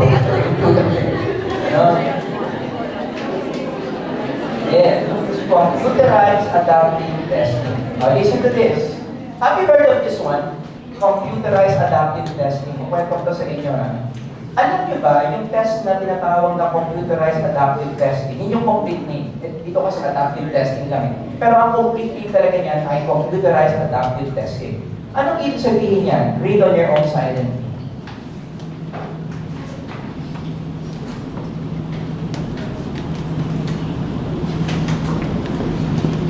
Okay? So sa simpleng salita, ang nangyayari sa computerized adaptive testing, you take the test from a computer, and then the computer will decide what's the next item to be given to you, depending on whether you got the previous item right or wrong. So Tagalog, ang next na item na itatanong sa'yo ay nakadepende sa performance mo doon sa naunang item. Unlike in paper and pencil test, all of you, regardless if you got right or wrong doon sa unang item, pare-pareho kayo ng item 2, pare-pareho kayo ng item 3, 4, 5, and so on. Am I making sense? Kapag computerized adaptive testing, yung next item mo, depende kung tama o mali ka doon sa previous item. Now, nagkwento ko sa inyo ha. Alam nyo kung anong sikat na test ang gumagamit nito? Yung tinatawag na NCLEX. NCLEX, yung mga nag-nurse, di ba? Now, bakit ito alam? Kasi dati meron akong dinig na nursing student siya, tapos mag-board exam. Yan. So, during that time, pag nag-date kami, nasa Starbucks, kasi sinasama ko siya mag-review. Na-curious ako, paano ba yung NCLEX na yan? In-explain niya. Sa NCLEX pala, hindi sila paper and pencil. Computerized sila. So, pupunta sila sa isang room na may computer, ito-turn on nila yun. Pag on ng computer, doon na kaagad lalabas yung mga tanong. For example, yan yung yan. Tanong ng pag-nursing. So, huwag na kayong mangarap na sagutin yan. Ewan ko. Ano sagot dyan? Huwag na naman sagutin. Pilit pa eh. Ngayon, nasaan ang pagiging computerized adaptive testing? From the term adapt. Ano yung sabi ng adapt? Nag-a-adjust yung computer sa level mo. Okay? If this is question 1, halimbawa, si Pedro, nasagot niya ng tama yan. Yung next item na ibibigay sa kanya ay mas mahirap. Bakit? Kasi ang assumption, magaling si Pedro. Eh kung minali ni Pedro yan, ang assumption, dahil hindi magaling si Pedro, yung next item na ibibigay, medyo bababaan ang difficulty. Medyo mas madali ang ibibigay. Parang ganyan. You got the item right, next item, let's make it a little bit harder. Tama na naman, next item. Tama na naman, next item. Oops, mali siya dito. Babaan natin. Oops, tama siya hanggang sa matapos yung test. Eh di sir, ano na lang, hindi mali yung ganun malihin para marami madadali yung pinili sa'yo. Sabi nung kadate ko nun, hindi rin daw pwedeng ganung approach kasi kapag na-sense ng computer na nakatatlong consecutive wrong answers ka na, mamamatay na lang yung computer. Sabihin, the computer is saying na nagkakalat ka lang, try ka na lang next year. Kaya in a way, masaya ka kapag isang oras ka nang nagka-test, hindi, bigay pa ng bigay ng kaya, hindi sabihin you're doing well. Pero halimbawa yung nag-start ka 3 o'clock, tapos natapos ka 3:02. Sabihin ka lang, first few answers mo mali na. No? Next year ka na lang ulit magkalang ulit. Pero galing. Familiar ka dito? Ganun daw sa NX, ganun approach. Hindi sila paper and pencil. At yung kadate ko na yun, hindi dissertation, di ba? Sinakawali naman. Sino yun? Si Faye, di ba? Oo, tama. Sa Amerika na siya. Hindi nag-work out. Hindi na naman value. Next, 77. If a test were designed to be totally culture-free, anong tamang sagot? Letter D. It would probably not measure anything of value. Now, I love this item. You know why? Kasi ganito ang explanation dyan. Bakit ang sagot, letter D, would probably not measure anything of value? Kasi wala naman talagang test na 100% culture-free. Kaya yung name ng CFIT, yung Culture-Free Intelligence Test, marami pong may question dyan eh, na hindi talaga siya test na culture-free. For example, this slide, I want to read this one by Dawkins, 1992. Yan, basahin niyo yung point of view niya. Kaya nila.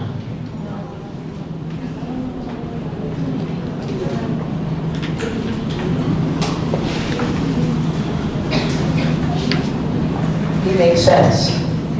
Wala talaga eh. Walang test ng 100% culture free kahit sabihin mong non-verbal na yan. Yung mga nakikita mong linya doon, yung mga nakikita mong bilog doon, those are products of culture.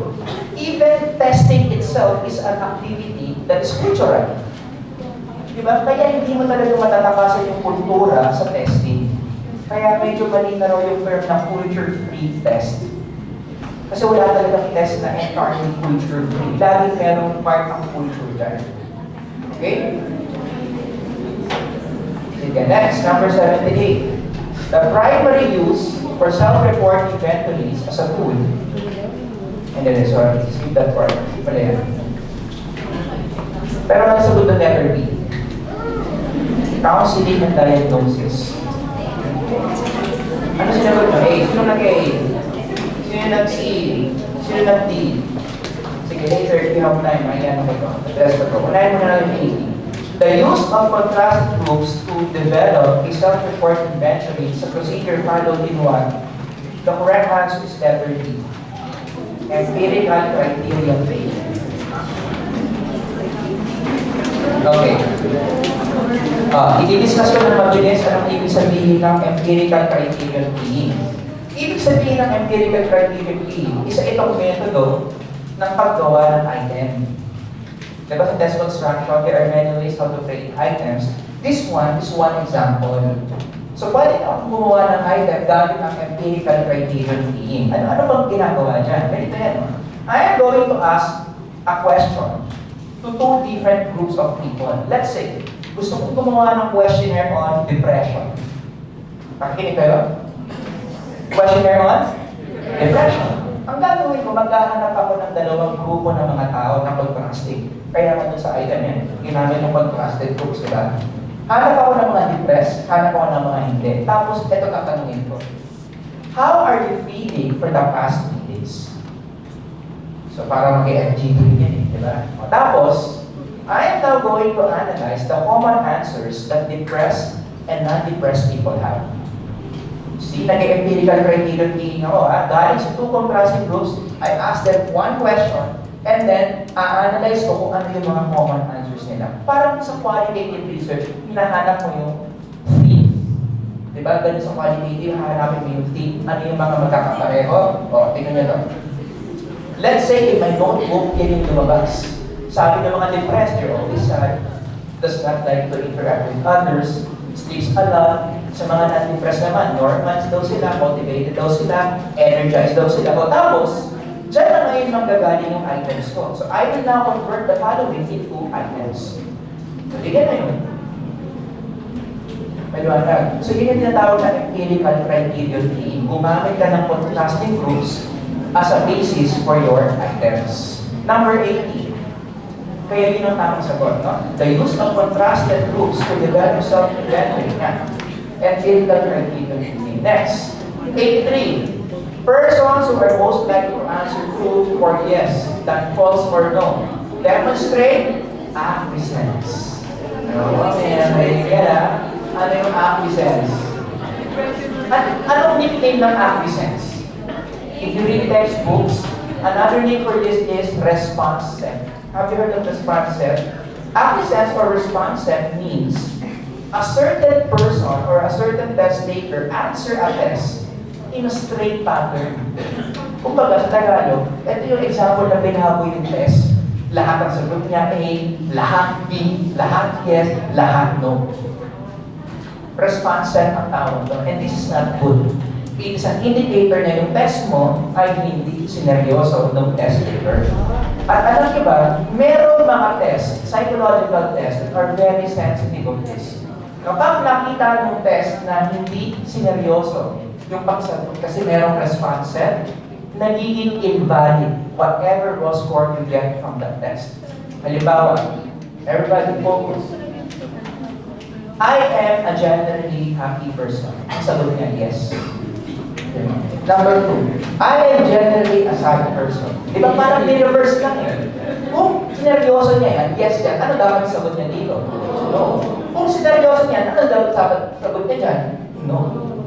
Tignan niyo, response at lahat yes. In some tests, kapag nakalagay sa manual yan, no? Kapag nakaspot ka ng 2 beses na ganyan, ibig sabihin yung hindi tugma yung isang item sa reverse item, di ba? That's another reason why we reverse item. Para malaman natin kung pinoproseso nga niya yung items. Nakuha niyo ko? Ano ibig sabihin ng reverse item? Ito rin yung ibig sabihin na pinalitan mo lang. Kaya tayo nag-reverse para malaman natin kung pinoproseso nga niya ito. Yung kahit balik na rin natin, binasa pa rin niya. In some tests, kapag nakakita ka ng 2 instances na ganyan, invalid na kagad. Huwag mo nang ituloy i-check out yung test. Nakalagay yun sa manual. No? Okay, next, number 86.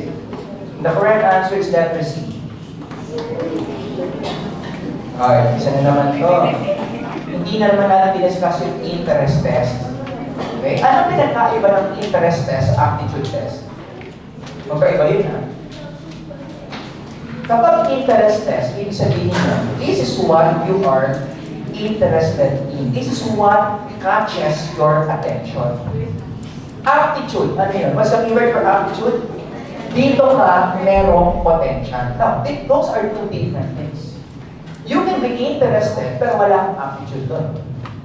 Gusto mong maging artista, pero wala kang potential maging artista. Di ba? Or vice versa. Pwede, hindi ka interesado doon, pero may potential kang mag-achieve doon. Those are two different things. Okay? So interest tests are tests that will measure the things that you are interested about or that catches your attention. And usually, ang interest test ginagamit yan for vocational choices because of the assumption na kung ano ang interest mo, yun din ang aptitude mo. Pero yun nga, they are two different things. Okay? Kaya ang interest test, binibigay din yan kanino? Sa mga third year and fourth year high school to help them determine anong ang tamang course sa kanila. What interest test do you know how to use? Names of interest tests. Wala na. Top examples. Yan. Jackson, yung Strong, Minnesota Vocational, Campbell Interest and Skill Survey. Nandun naman yan sa website na binigay ko kanina. Ha? I-click nyo yan para malaman yung ilang items, anong minimeasure yan, so on and so forth. Okay, balik ulit tayo sa 86. Bakit ang tamang sagot ay letter C? Kasi, ano ang trend in interest test? The trend in interest test is to suggest as many job positions as possible given the profile that you have in the interest test. Diba kasi ang ginagawa sa interest test, tatanungin ka ng mga bagay tungkol sa sarili mo, and then i-scorean yun, and then later on, your score will be matched to certain jobs na bagay sa'yo. One good example of this would be Holland. Have you heard of Holland? Holland interest test. Ito yung RIASEC, di ba? Sagutan mo yung mga items, ipopwesto mo ni Holland kung ikaw ay R, I, A, S, E, or C. At bawat isang profile, R, I, A, S, E, and C, meron siyang mga job positions na bagay sa'yo. Depende kung nasaan ka sa RIASEC. Like what? Yan. Yung R, yun yung mga bagay sa'yo. Bagay kang mag-agriculture, mag-engineering, mag-construction, o yung semento. Investigative. Ano bagay sa'yo kung investigative ka? Pwede ka mag-marine biology. Psychology pa daw, after investigative. Sino dito ang letter I, yung kinuha ito? Ibig sabihin, match ka, di ba? O pwede ka rin sa zoo. Social. Kapag extra, yan. Lagay ka dyan. Nursing, PT, travel, ito yung aeroplano, advertising, PR, etc. Maliwanag? So yan yung trend. As much as possible, ma-cover natin lahat ng jobs. Huh? So, next. Number 88. Semantic differential is what? The correct answer is letter. To answer A, B, C, D. Ang tamang sagot ay letra C. Ito ang isang method kung paano mag-evaluate. Semantic differential. Isa itong scaling method. Just like force choice. Just like the curve. So ito ay isa pang way on how to rate something. Wherein, sa semantic differential ay yung ginagawa.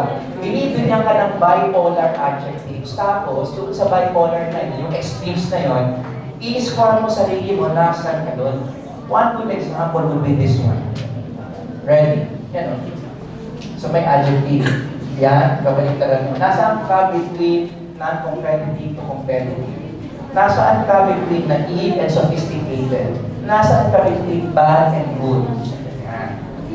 So, bibilangin kung nasaan ka dyan, natawag yan semantic differential. Very common din ito sa I.O. So, for example, take a look at this one. Yan.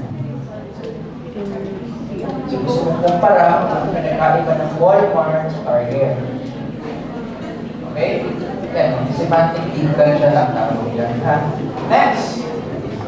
97. In communicating test results daw to an examine. Alin dyan ang tama? The correct answer is letter B.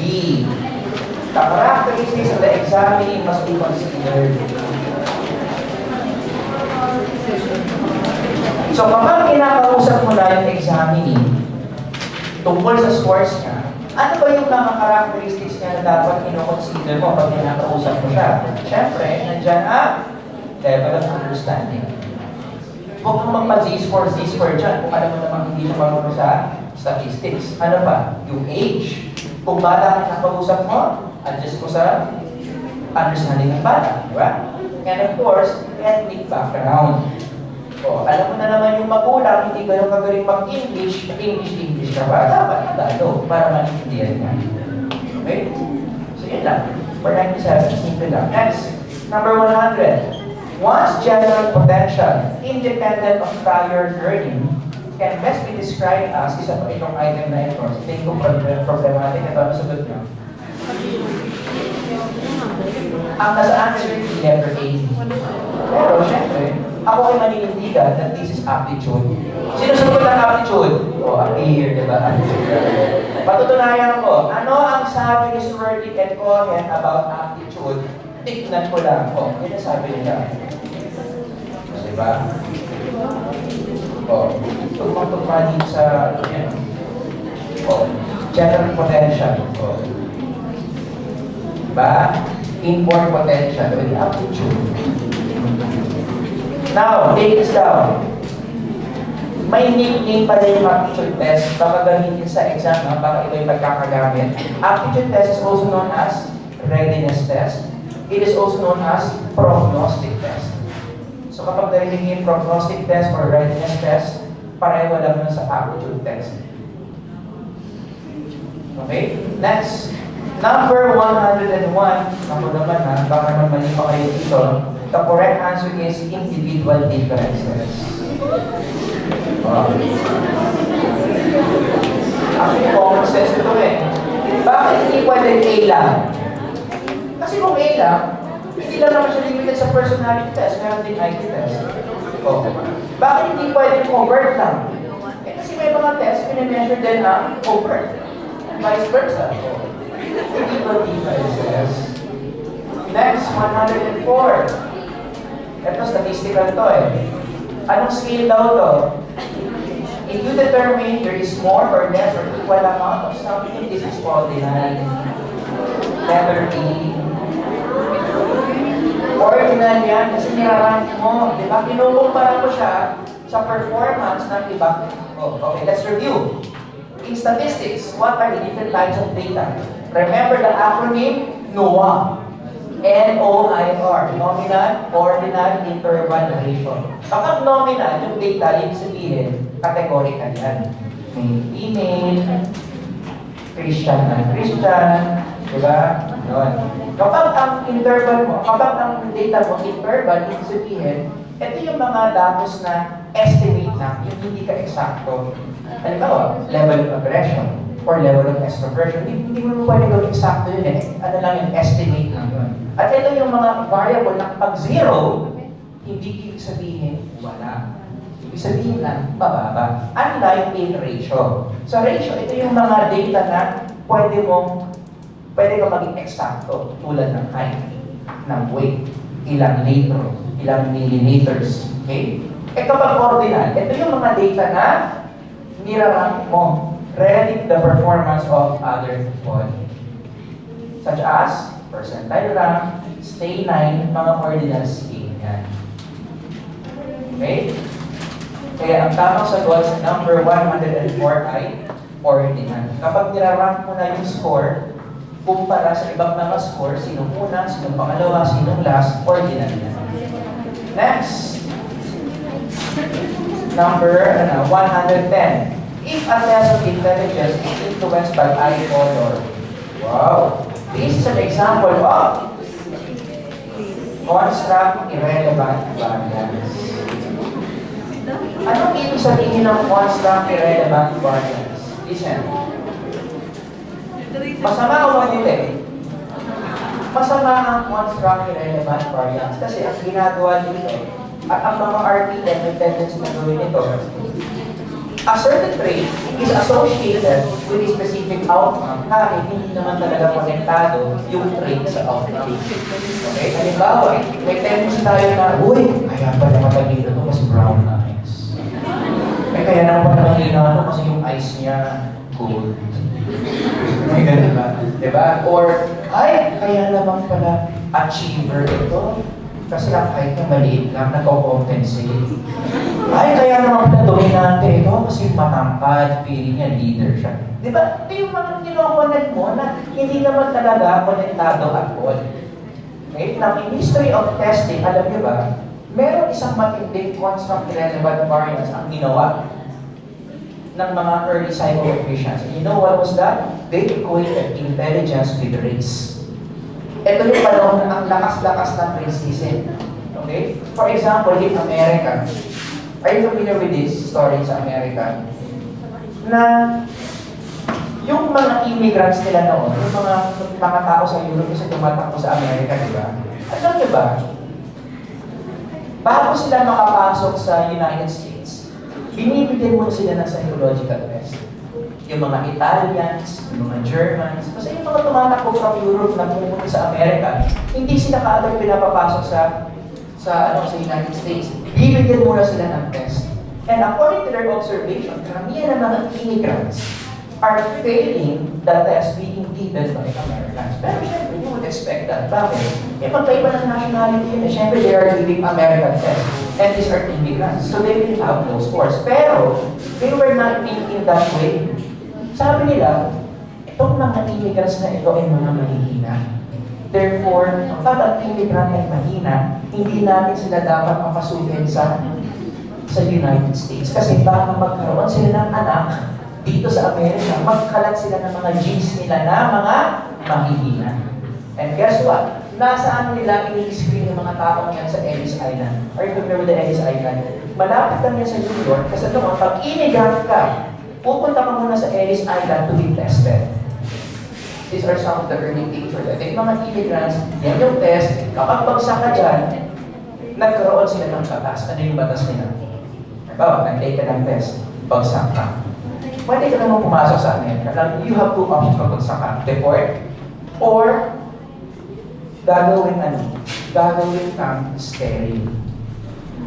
Puputulan ka, o tatanggalan ka ng kakayanan na magkaroon ng anak. Mayroon silang batas noon gano'n. Kasi naniniwala sila na ang low scores on intelligence test, pwede siyang mamana. Yan, basahin yung eugenics ito. Yan. Sige, bagsak ka sa test. Two options. Balik ka sa pinagalingan mo o tanggalin natin yung ovary mo. O kaya i-ano ka, tawag sila ng ibasectomy ka.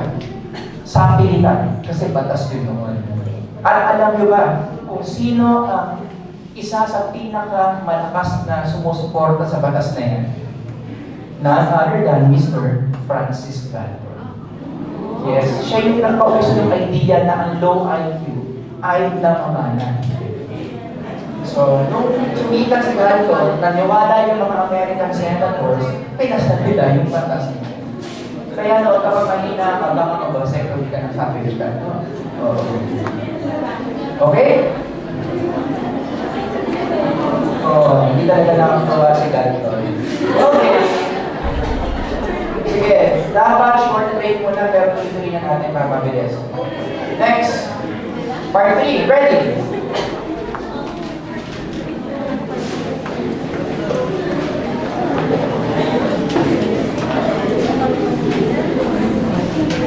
Number 118. If a test administrator gave reinforcement to the test taker on a random schedule, we might not expect, ano yung hindi mo i-expect? Letters. Increased motivation.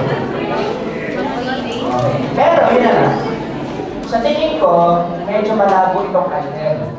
Pero kung pipilitin ko itong interpret bakit letters D kasi, ito makinig. You know Skinner, right? Tinuro ni Sir Ron, tama? Si Skinner nagpauso ng schedules of reinforcement, tama? Ano yung mga schedules of reinforcement? Fixed interval, variable interval, fixed ratio, variable ratio. Alin doon sa apat ang pinaka-effective sa pag-maintain ng behavior? Yung parehong variable. Yung fixed variable ratio at saka yung variable interval. Yun yung dalawa. Basta, intermittent yung reinforcement, yun yung malakas pag-maintain ng behavior. O, tignan nyo to. Sabi dyan, give reinforcement to the test taker on a random schedule, we might not expect increased motivation. Kasi nga, number 1 is contrary to Skinner's operant conditioning. And in the first, ito yung mas, feature dito In the first place, kapag nagbibigay ka kasi ng test, hindi ka dapat nagbibigay ng reinforcement. Diba? Ano ibig sabihin ng reinforcement? Yung nagkakaroon ng clue yung test taker kung tama o mali yung sagot niya, especially in individual test. Kasi halimbawa, medyo nag-smile ka, magkama yung sagot niya, na nakaka-apektuhan mo yung performance niya na hindi naman dapat. Bakit hindi naman tuloy yung kakayanan niya? It's just that, na-reinforce mo kasi siya. Okay, hindi na true score yung makukuha mo, nagkaroon ka na ng experience score yun, di ba? So yun yung tamang sagot that we're seeing. Next. Number 120, the correct answer is letter D. Which of the following is not a similarity between interview and psychological test in general? Bakit? Who got this? Letter D. Ano ang dahilan dito? Kasi sa clinical setting, mas pinaprioritize ang mas pinaprioritize talaga yung interview kaysa standardized test. Bakit? Pinag-usapan natin ito. Bakit mas pinaprioritize ang interview than standardized test? Because standardized test can easily be fake. Social desirability, right? Pero kapag clinical interview kasi, yung personality ng kliyente nakadepende saan? Nakadepende sa basa ng isang professional. Kaya mas mabigat yung data kapag galing sa clinical interview than standardized test. Okay? Next, number 121. Dapat alam nito, ha? The principle of age differentiation. Now, a lot of you, nung nabasa niyo yung 121, you were thinking about validity, right? Right? Hindi. Wala na. Ako na yata naisip ko yung naisip ko. You were thinking about validity. Pero sa number 121, hindi validity ang pinag-uusapan dito. It's a whole different concept. Okay? Sige, basahin niyo muna. Tayo. Ang tamang sagot si other A. Wala ko pinalaman sa validity. It's based on an entirely new concept. Okay? For example, ni-research ko yan. Yung age differentiation na yan. Diniscuss pala yan kay... Ano ba ito? Okay, Kaplan. Okay? Ano ang definition ni Kaplan sa age differentiation? Kayo mag-decide kung tama ba sa bonus letter A. You read on your own silent, especially the red lines. Yung mga naka-underline na red. Sa mismong libro ni Kaplan yan. So I think yung gumawa ng item na yan, dito kinuha.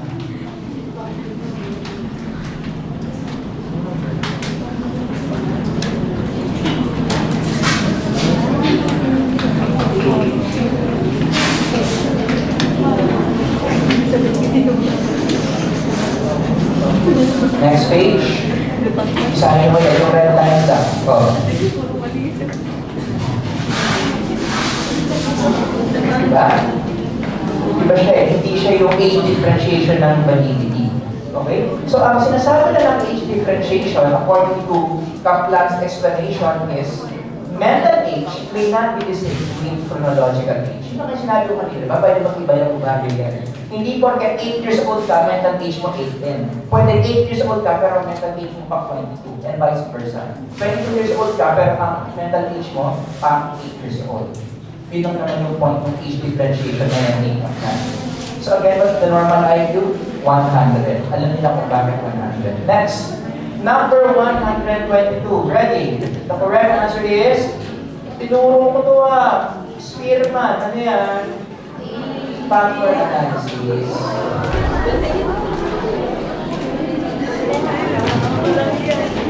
Diba? Now, let's read an excerpt from this person. Ready? You speak on your own silently kasi dapat alam na ang ibig sabihin ng notion of achieve. At anong kinalaman niya sa factor analysis. Okay, read this part. Ready? Go silently. 1 minute. Yan yung G factor of intelligence.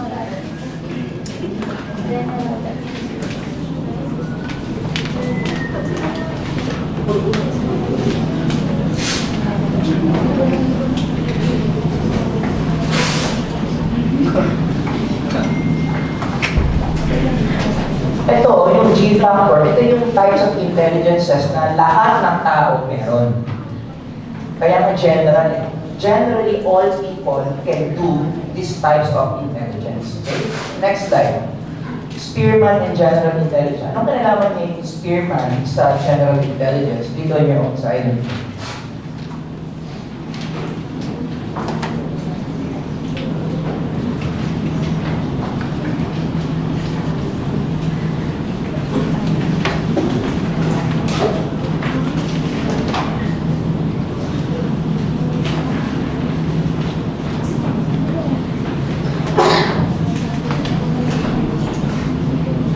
Okay? Ano ulit yung ibig sabihin ng letter G? Ito yung mga abilidad, ito yung mga skills na meron lahat ng tao. Okay? And a lot of tests measure letter G. Like, one good example would be Webster. Ang Webster, yan. Ito yung G yun. Lahat ng tao may verbal comprehension. Lahat ng tao may working memory. May perceptual organization. May processing speed. Iba lang tayo ng kakainan, pero lahat tayo meron yan. Can you understand? That's the G factor of intelligence. Ano ang counterpart ng G? Yung S. Have you heard? Ano naman yung S? Ito naman yung mga types of intelligence that only some people excel. That only some people are good at. Hindi lahat ng tao. May mga tao talaga na sadyang mataas ang S nila. May mga tao na mababa yung S nila. Like what? Yung teorya ni Gartner is actually describing an S factor of intelligence, di ba? Hindi tayo lahat physically inclined. Hindi tayo lahat interpersonal. Hindi tayo lahat intrapersonal, so on and so forth. Because these are specific types of intelligences. Maliwanag, S, yan yung G. O ngayon, ano kinalaman ngayon yan sa factor analysis? You remember what factor analysis does? Ano ginagawa ng factor analysis? Binibilang niya ilang factor meron sa isang test. Papukumpul-kumpulin niya yung mga items na matataas na ang relationship sa isa't isa. Pero, nasaan yung G? Paano na nabuo ni Spearman yung G? Nung nag-factor analysis siya, ang ginawa niya, hinanap niya yung mga items o yung mga skills na nag-overlap sa lahat. Di ba, ito din yung magkakaiba, factor 1, factor 2, factor 3. Pero itong factor 1 and 3, di ba, medyo nag-overlap, no? Ang ginawa ni Spearman, meron bang mga abilities na lahat ng factors nag-overlap siya? Okay? And that's what he saw, meron niya. Kahit ano pang S mo, ang pinaka-root ng mga S na yan is still the letter G.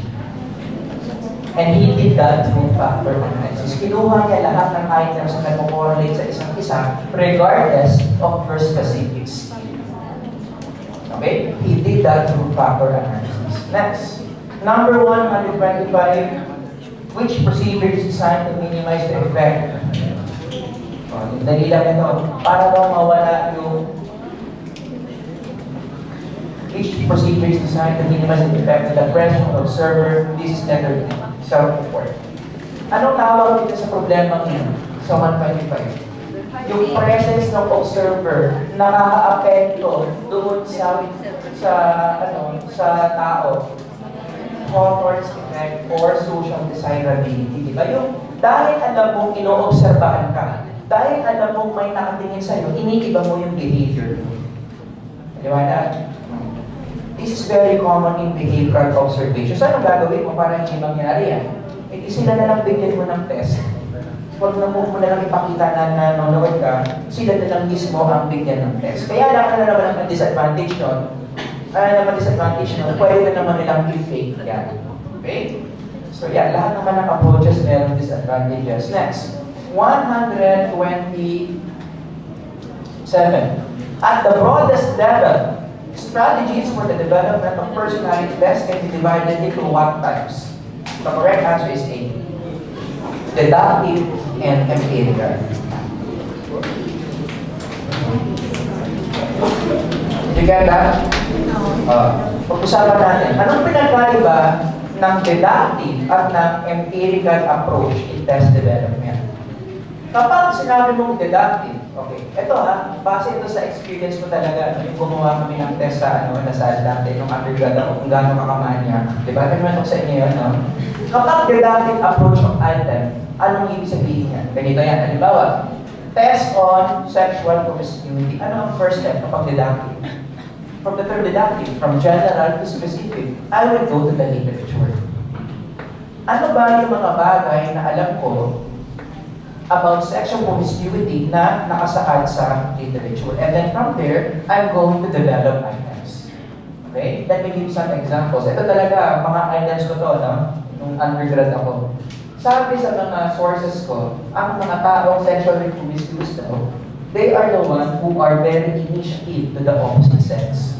Yung kahit hindi niya kakilala, tapos ma-excite siya, nakikita niya. Hi.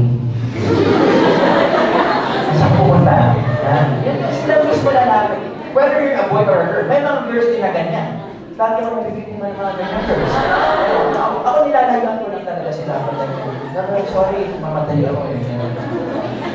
Fantasize about sex a lot, according to one source. So wala na silang inisip kung hindi makipag-sex. No? And strong feeling of sexual urges, lagi silang feeling nila, gusto nilang makipag-sex. So yan yung mga characteristics sa mga taong mataas ang promiscuity. Again, saan ang galing to? Literature. Ito na yung gagawin kong items. Yan na, hanggang sa mag-uuna yung kung ilang items yung gusto mo. Tapos pang-item test pa na, so on and so forth. Maliwanag? Yan yung tinatawag na deductive. You started general sa literature, going to the items. Now, paano yung empirical? Ito masaya, kung empirical, ang step 1 mo, hindi ka pupunta sa literature. Saan ka pupunta? Saan ka pupunta? Kaya na empirical, ano yung sabihin ng empirical? Empiricals meaning experience. Huwag ka pumunta sa literature, punta ka sa experience mo. Sa experience ko ba? Sa mga nakikita ko, sa mga taong manya, wala, ikaw mismo manya. Well, i-describe mo sa sarili mo, ano ba ako? Well, from there, you develop your items. And then step 3, you find 2 contrasting groups. Pinag-usapan natin kanina yan. And then step 4, you analyze the patterns. So, hindi ka nag-replicate dito. Ano ginawa mo? Pumunta ka sa experience mo. Okay? Let's continue. Analyze the patterns based on how the contrasting groups answer the items. Okay? Hanap ka ng mga manya at hindi manya. Bigyan mo sila ng mga items na yan na nabuo dito. Can you follow? Tapos, i-analyze mo yung scores nila. Now, these are the hypothetical scores. I find myself initiating conversation with the opposite sex. Ang mga addict sa sex o mga sexually promiscuous, 4.9. Not sex addicts, 2.3 in that same item. Is this a good item? Yes or no? Yes, because it can discriminate sex addicts from those who are not. Diba? So, mataas ang item discrimination index nito. Next, I find myself fantasizing about sex every chance I get. 3. Yung mga non-sex addicts, 3 din. Is this a good item? No, because the item cannot differentiate between the two. Ibig sabihin, kahit hindi ka pala manya, ganyan ka talaga. Kahit nag-aaral ka, kahit nag-aaral ka sa spark, minsan ganyan yung iniisip mo. Pero hindi ka sexually promiscuous. No? Ito yung mga nakikita ko na tulala, yan yung mga gumagano. Alam mo na kung ano yung iniisip na yan. I often feel strong urges that make me want to have sex with someone. 4.8 versus 1.5, good item? Yes, it can differentiate from the two population. Anong theoretical approach. Next. 128, one way to overcome the limitations of particular alternative ability test is to letter E. Ano ba ibig sabihin ng alternate ability test? Are you familiar with this? Ang alternate ability test, ito yung mga test na i-design para mag-spot ng developmental disorders. And most of these tests are performance tests in nature. At karamihan sa mga tests na yan ay binibigay kanino sa mga babies. Alam niyo ba ang mga babies? Binibigyan din sila ng test. For example, this one. The Neonatal Behavioral Assessment Scheme.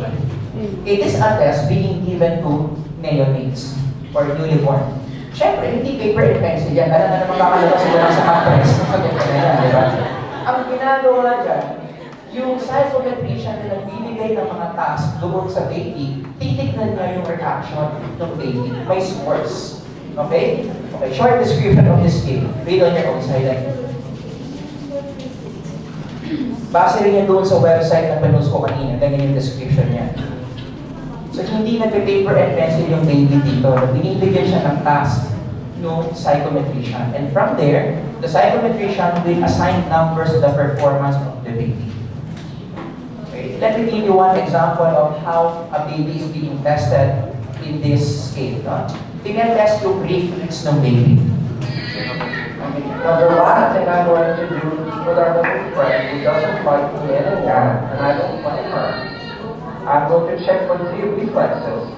First, she is being very nice about this and shows me what they call the grasp reflex. Grasping with her fingers on my thumb. And then I'm going to pull And she's showing us what we call traction reflex. She's flexing her arms. Dapat i-flex niya And kabalik. the last thing I want you to do is so-called Moro or startle reflex. Start the reflex.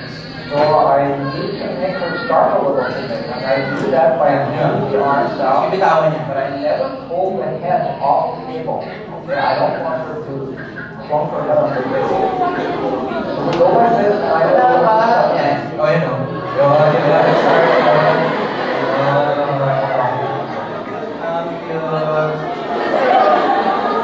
In website kasi, listen. Sa website kasi, di ba, you already know this. It is very important for a baby to show reflexes. Bakit? Kapag ang baby, marami na mga reflexes na hindi pinapakita, it can be a red flag for certain developmental disorders. MR, autism, ADHD, etc. Kaya importante na tinitest yung mga reflexes ng baby. Okay? O ngayon, bakit ito ang tamang sagot? Kasi may mga skills, meron mga behaviors ng mga baby na hindi nahihit yung skill na yan. For example, this one. Look, ito yung mga itinitest sa baby if you use the scale. Okay? Don't copy anymore. Napasaling na nyo lang. Yan yung mga tinitest. Eh, paano kung yung meron kang ability ng baby na gustong malaman kung meron na wala dyan? Ang gagawin mo, hahanap ka ng isa kang test na tinitest yung mga skills na wala dyan. For example, this one. Gesell Developmental Observation for the Baby, Scale for Infant Development. Sa baby, yan. Ibang skills na naman yan. So, pwede mo i-combine this one, tsaka yung this one. To have a more complete picture of the baby's functioning.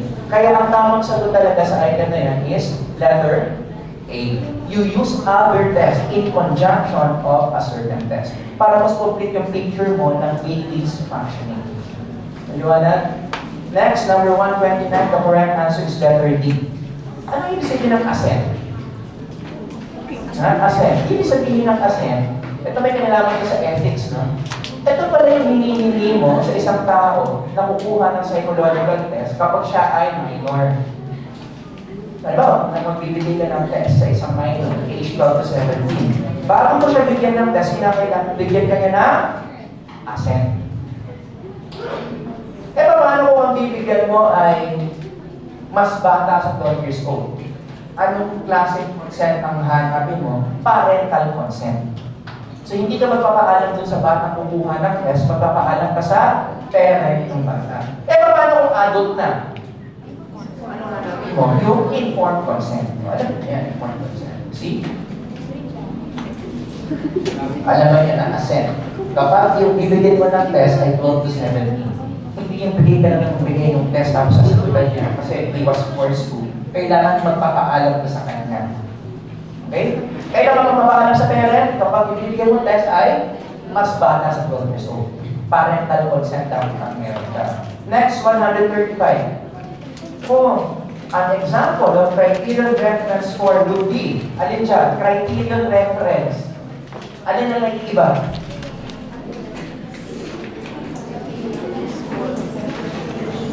Letter D, percentage score.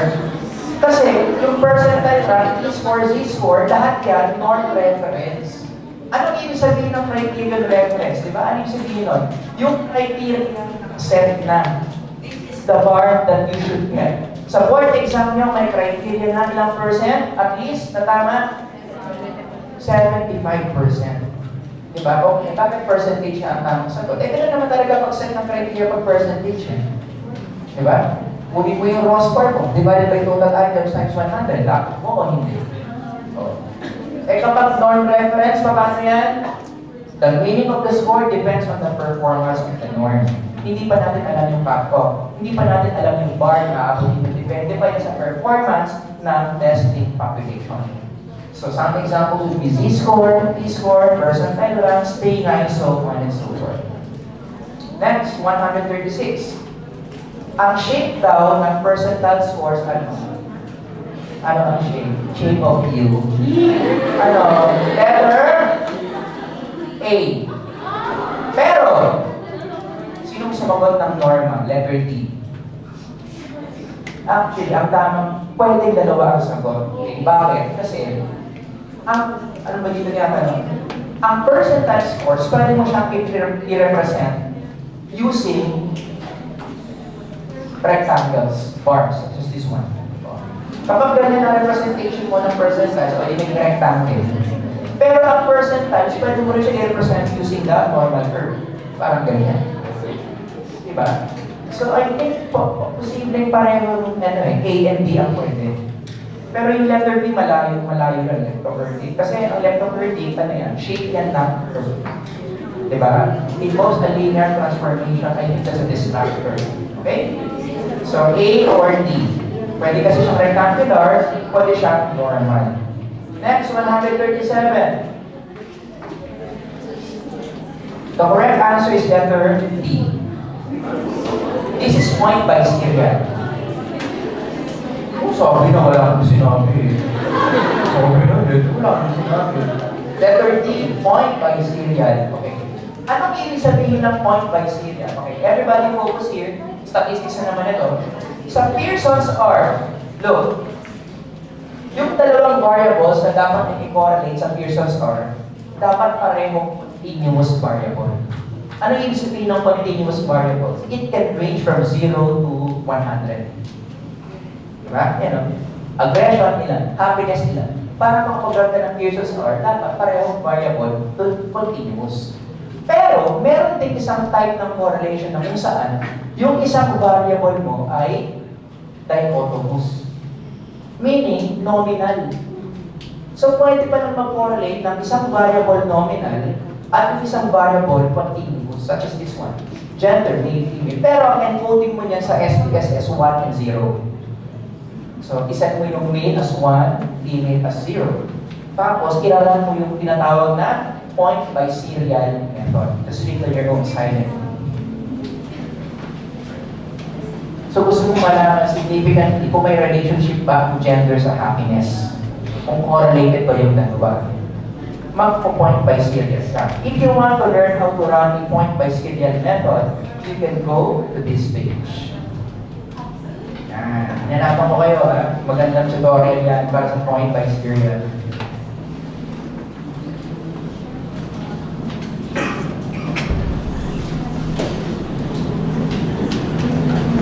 Next, 138. Lapit na. Which of the following would have the highest criterion-related validity with performance across a broad range of job levels? The correct answer is letter. Alin daw dyan? Yung pinaka nakapag-predict ng performance mo sa job, letter B. Yes. Cognitive abilities test. That's according to IO studies. No? Ang pinaka magaling mag-predict if you are going to do well in a job is cognitive ability tests. Pero, what predict that you succeed while you are already on the job? Yung personality.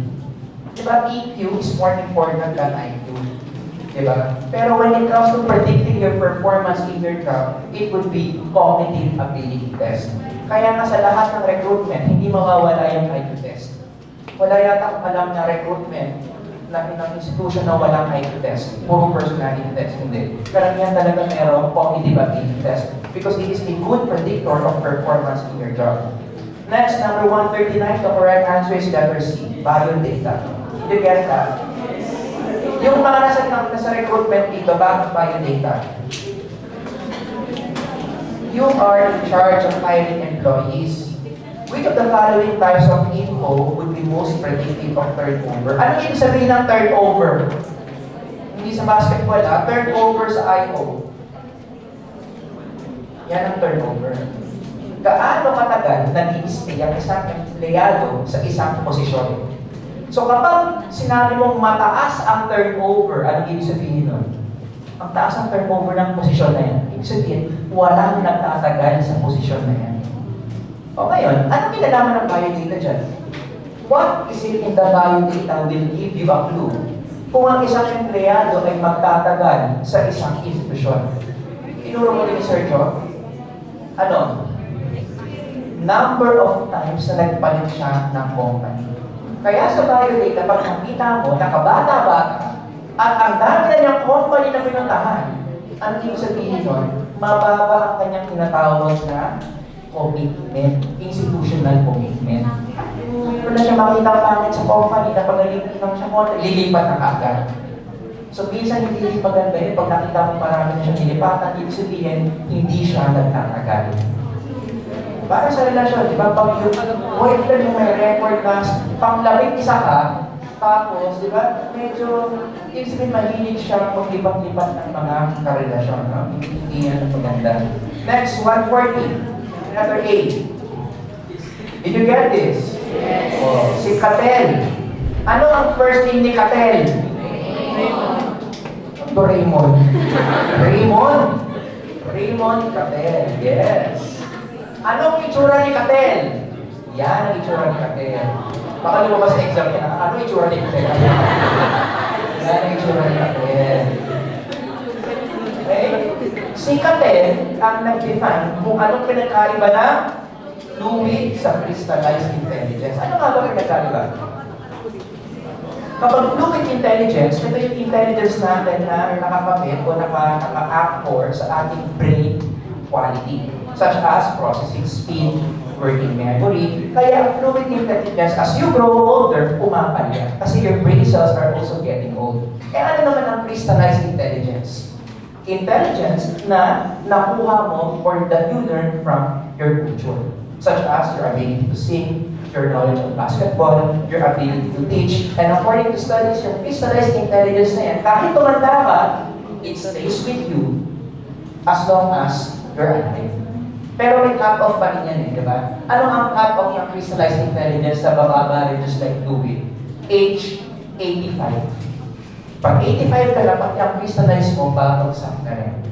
No? Kasi ang matindi na ang brain degeneration during that age. Now, Ilya, alam niyo ba si Katente ay gumawa ng personality test? Big time na hindi lang siya ganyan. Gumawa siya na 16 PF. At paano niya ginawa ang 16 PF? Alam niyo ba anong procedure niya? Inolekta niya lahat ng adjectives sa American Dictionary. Ginawa niyang items, in-administer niya sa maraming tao, nakipag-factor analysis din siya kay Spearman at anong lumabas sa kanyang study?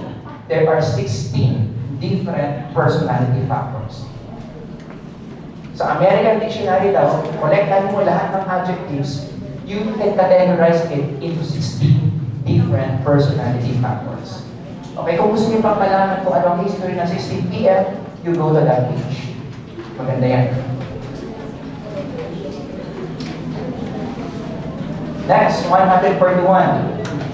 A researcher developed a 50-item test intended to assess blood readiness. When she calculates the reliability of this test, she obtains a coefficient of 0.15. The researcher, ano sagot niya? Mababa o mataas ang 0.50 for a reliability? Mababa yan. Mababa yan, no? So the correct answer is, kung mababa yan, ano dapat? Meron ka dapat gagawin to improve the reliability of your test. That's why the correct answer is letter D. Could use subjects who are more diverse. Definitely mali ang A. Kasi hindi acceptable ang 0.50. Diba? Pero again, para makonect sa letter D, basahin mo. Yung kanina, picture nyo ba yung kanina? Different ways on how to increase the reliability of your test. May kinalaman din yan kung kanino mo ipa-pilot test yung instrument mo para mag-increase ang reliability ng test mo. So you read on that. Next, 141. A researcher develops a 50-item test in 10 minutes. Ano ba yun? Sorry. 143. To optimize discriminant validity. Discriminant validity, you would want letter D. Low to moderate correlation with mono-method heterotrait. Again, you go back to the procedure by FISC. Okay? Yan. By Campbell and FISC, pag-aralan nyo paano ginagawa yan through this. Di ba picture niya kanina yan? So, kapag binasa niya, tuturuan kayo paano nabubuo yung ganyang matrix. Okay, next. Number 148. To assess abstract thinking, The psychometrician can ask questions involving similarities. Diba? Kasi ano bang definition ng similarities? Yan. Your ability to come up with general principles. Yung nako-connect mo, may nakikita ka mga iba't ibang mga bagay, pero nakakita ka ng similarities. That's abstract thinking. Okay? I have a short clip here that talks about abstract thinking. Let's watch. Ito about abstract thinking. You might use the word abstract when someone's making ambiguous statements, or to refer to groups of things you lump together, or to talk about things you can't pin down to a single object in space and time. Research papers have abstracts. Art can be abstract, and we can engage in abstract thinking. But what is it about something that makes it abstract? Give me a pattern. Here's one. Orange basketball wheel. What's the pattern here? Well, when you compare them side by side, you get this idea of round just by focusing on this shape. We can abstract this shape from these three objects in the world around us. Of course, if you're more of a top-down guy like Plato was, I get that. You start with the idea of round, and you can go out and find instances of round things, wheels, balls, and oranges. It was comparing things in our world that made us stop and think about the abstract concept round. That kind of comparison. Get the point now of abstract thinking. Ito yung definition ng similarity sa Webster. Yan. Nakalagay yan sa manual. Hinanap ko yan sa manual ng Webster. Ganyan ang definition niya kung anong ibig sabihin ng abstract reasoning. Specifically, similarities. Okay? And abstract thinking is one type of intelligence, fluid or crystallized. It is under fluid. Okay? Kaya pumapalya rin yung abstract thinking mo as you reach old adulthood. As you reach old age. Okay, last one, number 149. Mabilis na lang to, ha? Bakit ano ba? Kailan ginagamit ang t-test? Kapag dalawang grupo lang, ang kinukumpara mo sa isa't isa. Kapag ano ba, 3 or more. Depende mo yan kung one way or two way ano ba, no? Pearson's R does not establish causality. Ang Pearson's R, strength and the direction of the relationship lang. Multiple regression, ano yan? Prediction. O, every or more groups yan. Ano ba yan? Okay? Sige. Again, yung may mga tanong, punta kayo dyan. Remember, kaya atay ko kayo, ha? Yan, ha? Tsaka ang signaling niya, in the future, handa, tumasa kayo, tapos feeling nyo, dahil ng utang na loob niya sa akin, pwede nyo akong ilibre dyan. Sir, meet tayo, libre mo, ilibre kita. Yan. Higit tayo sa mga libre mo. Alright! Ngayon, ang next natin, i-dictate ko yung mga ibang items. No? Ready? Checkan nyo, ha? Pero before that, pwede pa higi mo na. Higi na. Wait lang. Kung kayo, ayaw pang higi ako.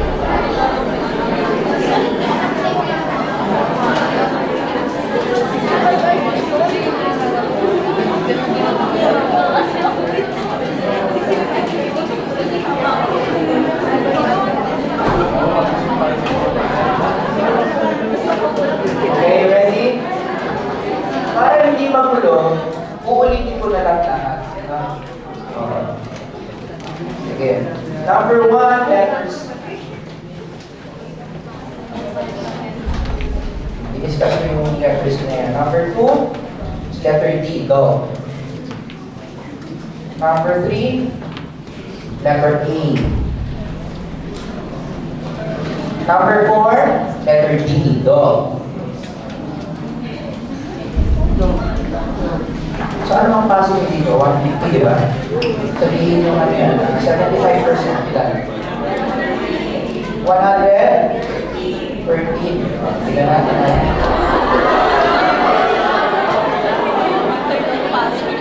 Ang bumagsak, bumulong pa ulit. Kasi mga exam na ito, hindi mo nilaban lang ng bumulong. Next, number 5 is letter D, dog. Number 6, letter A, apple. Magpagdiwag naman, mga dad. Number 7 is letter C. Number 8 is letter B, boy. Number 9 is letter A. Naman, mag-test is designed to predict success in graduate school. Success in graduate school is therefore 8 criteria. Tama. Next, number 10 is letter D, dog. All of the above. Next, number 11, letter B, boy. Number 12 is letter D. Again, ang assumption dito, kapag hindi natin i-discuss, madali lang yung item. Pero kung para sa'yo hindi madali, kung research on this.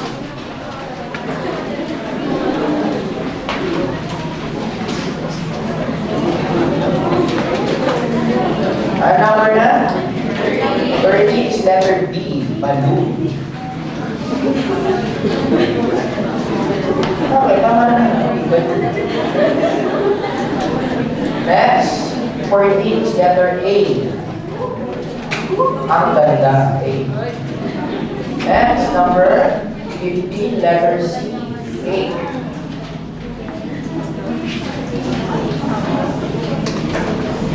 Ang tawag nyo sa mga test na inipon-ipon, marami, is battery of test. Hindi nyo sabihin, group of test. Batteries of test. Hindi na tamang term doon. Battery. Next, number, ano na doon? 16 is letter C. Okay. Major difference between aptitude and next, number 17, letter B, boy. Number 18, letter A. Situational test ang tawag ko. Basahin nyo lang kung ano situational test. Number 19 is letter B, balloon. Number 20 is letter D, taga.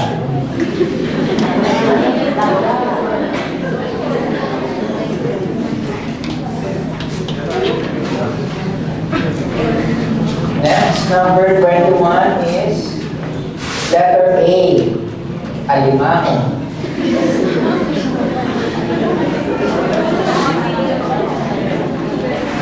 Next, 22, letter C, crocodile. C.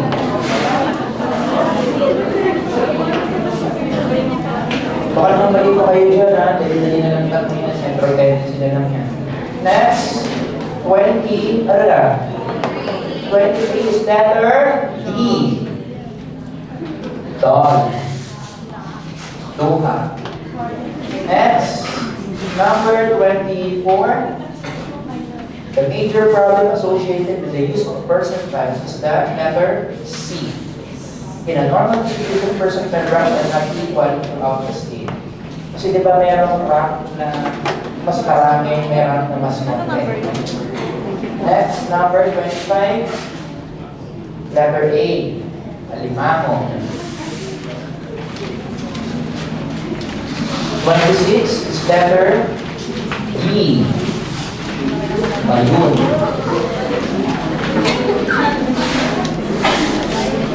Ordinal yan, di ba? Pero bakit siya? Ordinal. From 1 to 9.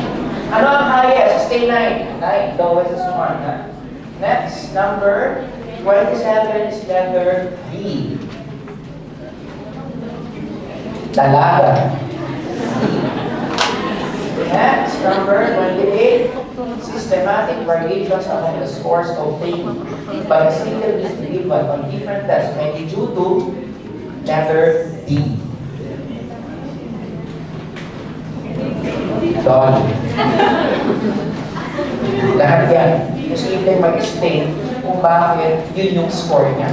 Differences in test content, scale units, etc. Okay, basahin na lang yan. Next, number 29. Letter B. Buwaya.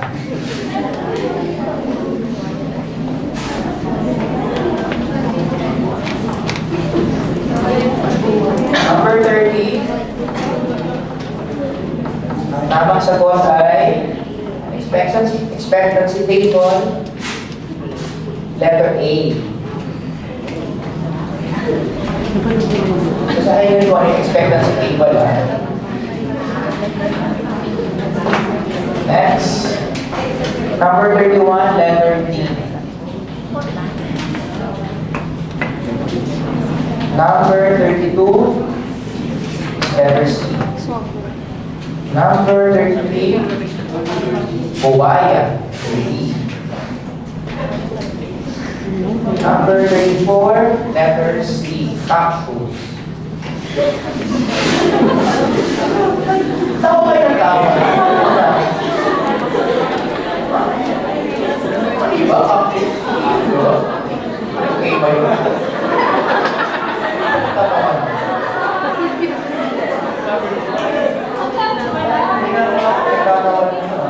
35, letter C. Cactus. The time interval between the first and second administration reported. Usapan natin yan. Next, number 36 is letter A. Alindog. Alindog. Next, 37 is letter A na naman. Alindog. Next, number 38, letter C.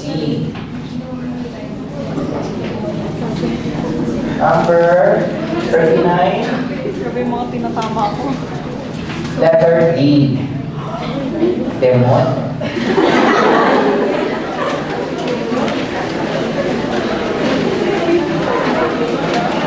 Basahin niyo yung speed test, nandito na natin yung speed test, tapos meron yung power test. Ano pinakaiba ng speed test sa power test? Yung read out on your own. Ano ko naman para ng sarili ko. Next, number 40. The correct answer is letter D. Demonyo.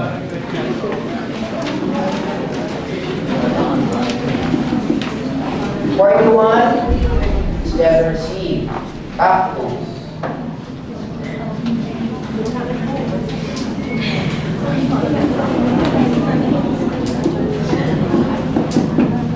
Alam niyo yung ibig sabihin ng mental measurements yearbook? Ito, parang isa itong malaking libro na kung saan lahat ng test na na-invento in a particular year or na-publish in a particular year nakasulat. Pero updated na kasi yung mga yearbook na yan because of the internet. Pero before internet, before Google, sa isang library, sa Lasal meron ito meron talagang mental measurements yearbook. Kung ano yung mga test na na-publish for a particular year. Okay? Next, number 42, letter E.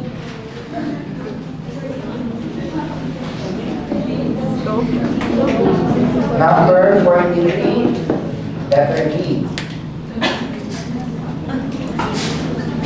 Next, number 44 is letter D. Lupa. Number 45 is letter B. Buwaya. Number 46 is letter C. Number 47, C ulit.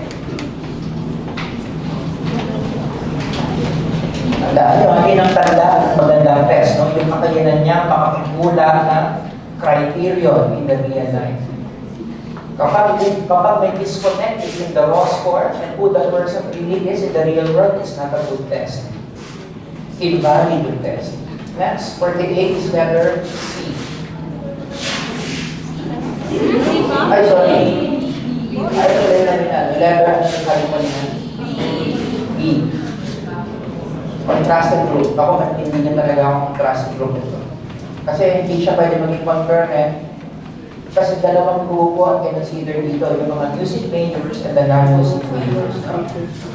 Hindi naman sila pwede mag-vote gano'n. Music majors sila kasi yung dalawa course nila. Next, 49 is letter D. Bungangera.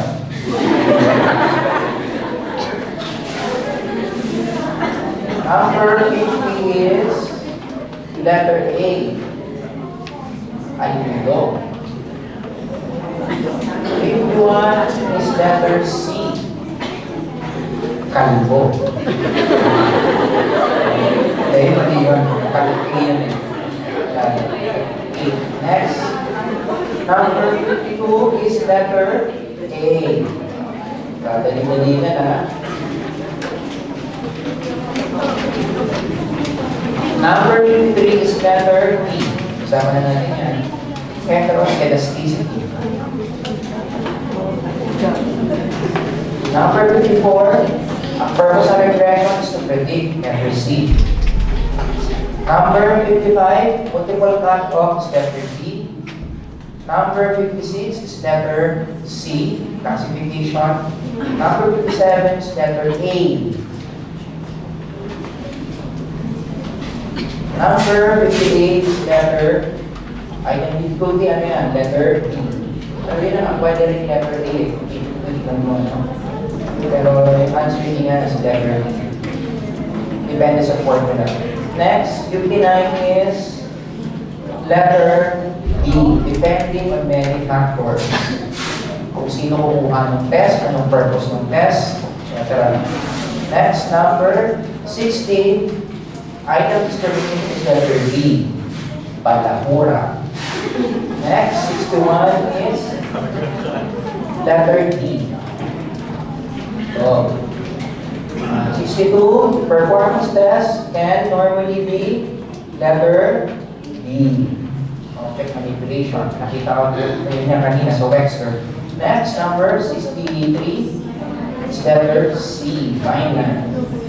Tandaan niyo, mamaya bago magulo, ipang-test ang kabasahin ng using the website. Pero walang copy ng test, baka mag-expect kayo may copy doon kasi syempre hindi nila i-upload doon. But the descriptions are there. 64 is letter C. 65 is letter D. Demonium. Number 66, letter C. Kasabay din sila. Kasi hindi natin makuha. Pwede sa pag-usapan natin ito next year, yung item na talaga gets kung learning course kung bakit tayo receive. Anyway, next, number 67, letter D. Number 68, letter D. Paalang araw. 69, compared to individual test, letter D. Kasi nga, yung raw score mo, is lang ibig sabihin nun. Unlike in other tests, especially projective, subjective yun. 70, letter D. Multiple choice. Another term for multiple choice is closed-ended format. Next. Teka, ano yung sabihin ng omnibus? Yung free response, yung fill in the blank. May mga ganyan kasi, fill in the blank, free response yun. Yung omnibus, ano yun? Have you heard of that? Spiral omnibus. In omnibus format, iba-iba yung nature ng items. Halimbawa, number 1 is about history. Number 2 is about math. Number 3 is about abstract reasoning. Number 4 is about similarity. Ganun. Spiral omnibus ang tawag doon.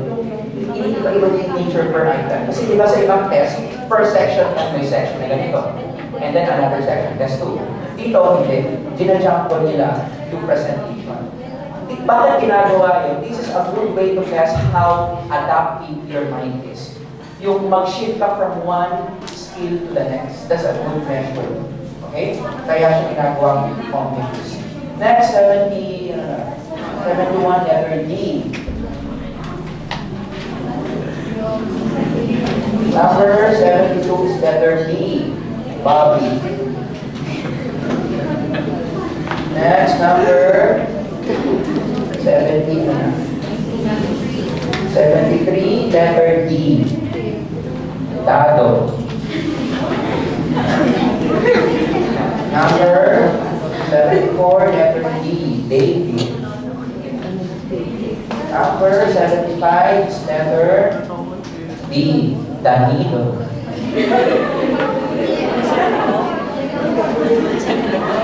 Magdani. Next, number 76, letter A. Aling Alicia. Number 77, letter D. Dennis. Number 78, letter D.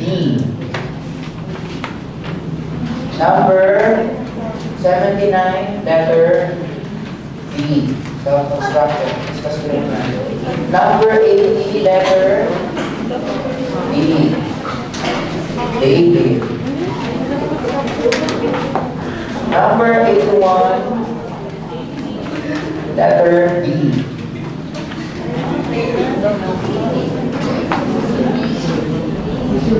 P. Bini-bini.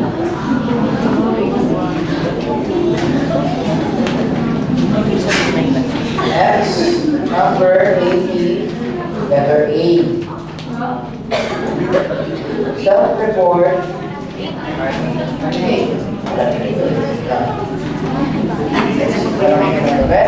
Self-report inventories are especially susceptible to faking.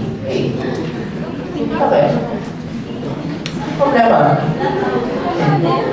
Self-report. Kasi di ba? Fake mo sa video. Next, 83 is letter D. Bonsai. Number 84, letter C.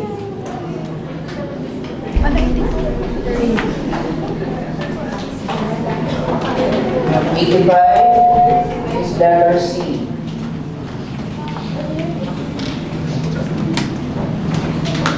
Number 86, letter C.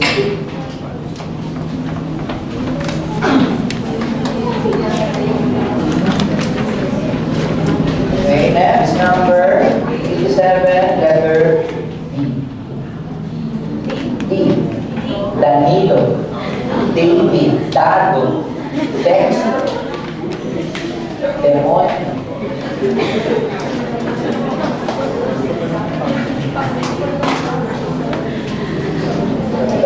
The search for the number of organizations is interesting.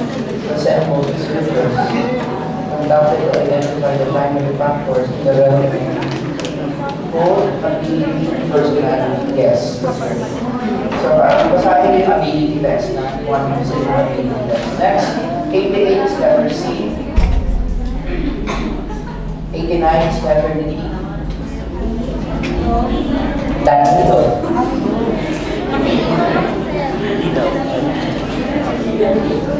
Number 90 is letter B. Babo. 91 is letter C. Cinderella. Number 92 is letter D. Danilo.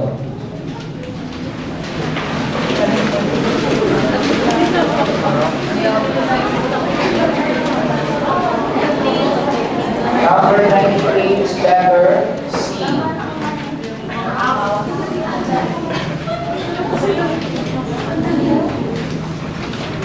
Tama yan. Aptitude and achievement test scores for each student can be compared to identify underachievers. Diba? Yung walang natutunan, tsaka yung walang potential. Yung mga underachievers. Kung wala ka ng potential. Okay, so yun na. Next letter, natin po is letter B. Balloon.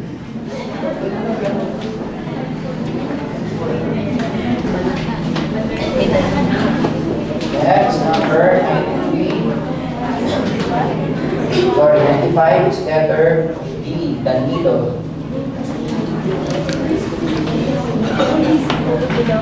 96 is letter C, Cinderella. Number 97 is letter E, Bogart.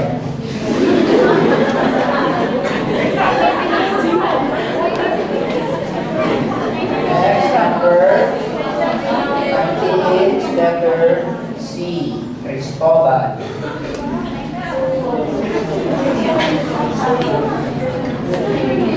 Number 99, letter C, Chrysostom.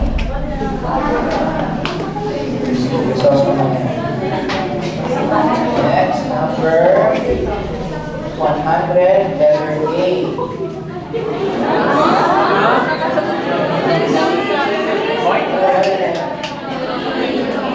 Unit kasi ba natin ito?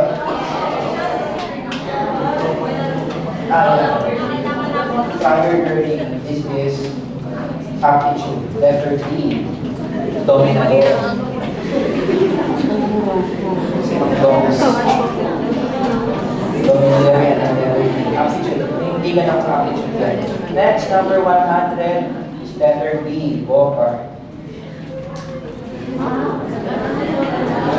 Wala na yung mga Bogart. Wala na. Pamagin na lang isa. Okay. 102 is letter B. Bugoy. Number 103, letter B.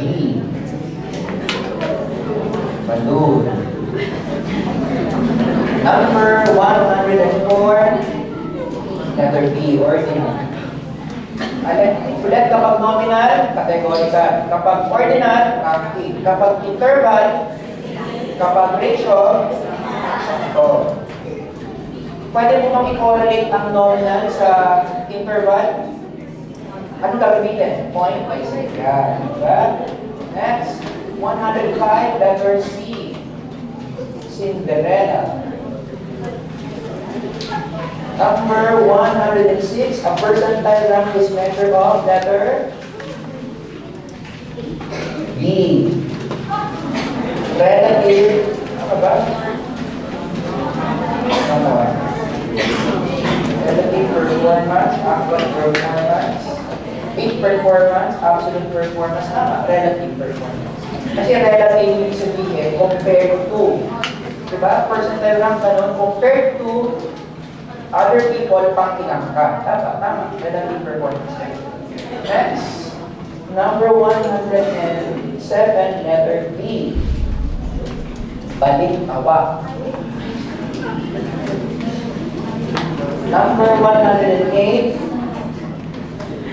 we're talking about errors in terms of psychology testing. We are referring to the fact that, alin dyan, sagot nyo, letter C. There is some inaccuracy. Pinag-usapan natin kanina yan. Kaya meron tayong 1% error or 5% error. No?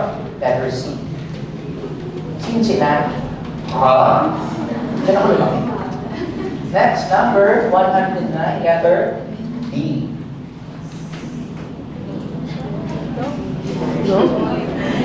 Baboy.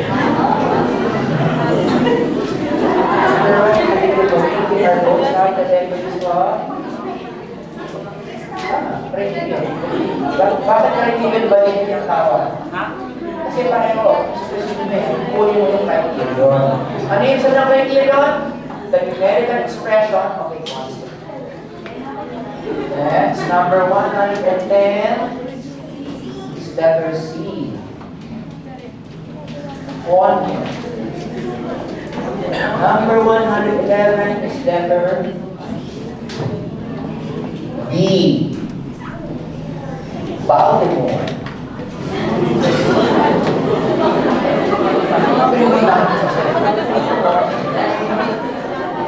Tama ba? If the best score forecast some criterion, the best has predictability. Pero kung hindi ba hindi pwede? Hindi kasi forecast. Forecast is in the future. Hindi mo pwede i-forecast ang kahapon. Forecast is in the future. Tama, predictability.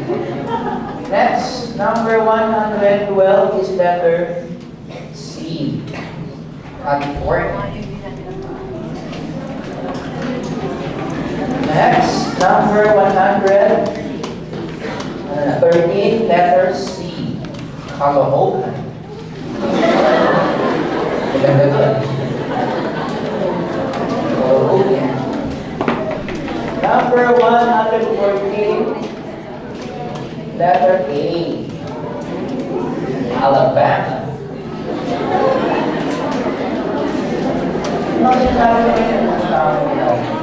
Doon ako nag-coffee. Next, 115 is which item for one can be a factor analyzed letter A.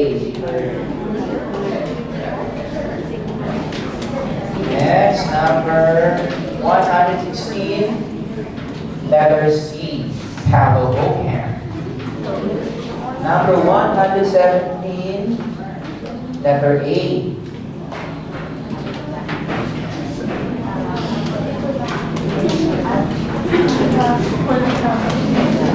Number 118, letter C. Kamanaba.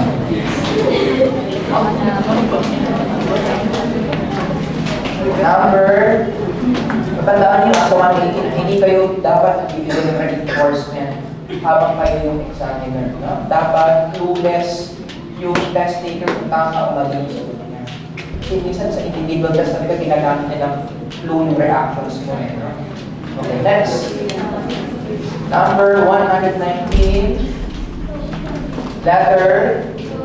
Because situational variables can affect test scores, ibig sabihin pang-environmental. Testing requires, yes, divisoria. Standardized conditions. Kaya yung standardized test para walang strange variables na nakaka-affect sa raw score. Next, number 120.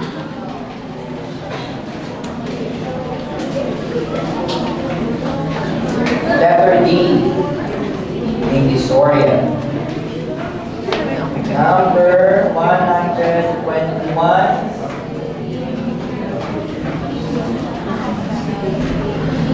Letter A, Alabama. Number 122 is letter B, Baltimore.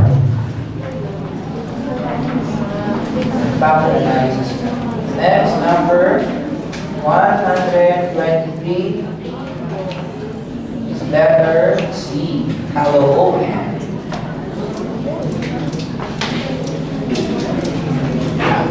Next, number 124 is practice effects, letter D, Divisoria.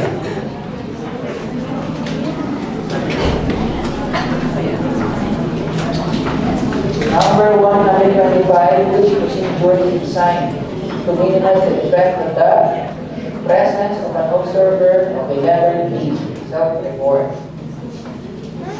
Ibigay mo sa kamay nila kung ano yung score nila. Para hindi sila makuha sa presence ng observer. Number 126, letter D. Demonyo. Next, number 127, letter A. Next, number 128, letter A. Gagamit ka ng iba pang test para ma-hit yung ibang skills na hinahanap mo from the name. Isa Isa pang sikat na test is the one constructed by Brazelton. Tapos nakikinig mo. Have you heard of Brazelton? Very popular siya sa left side. Brazelton. The unique test. Next, number 129 is letter D, Divisoria.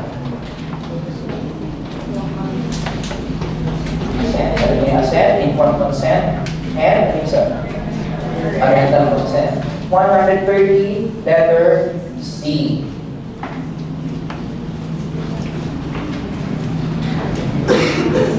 Nag-assessment kayo pa kayo? Ha? Sige, no, Trina, di ba? Si Ma'am Trina, resurrection, di ba? Tinuro ba niya ito? Sa ethics to eh. We of the following practices show that scientific follow the code of ethics. Giving feedback and recommendation regarding the results of the test. Yes, that's right. Dapat talaga, yan, sinishare yan, doon sa kumuha ng test. 131 is letter A. Alicia.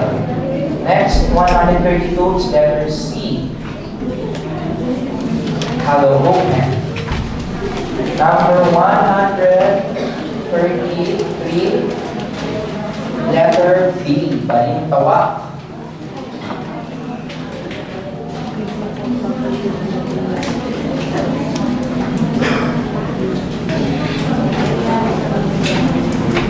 Ano ibig sabihin ng false positive? False positive, akala mo meron, wala ka na. False positive. False negative, akala mo wala, meron ka na. Diba? Next, 134 is letter A.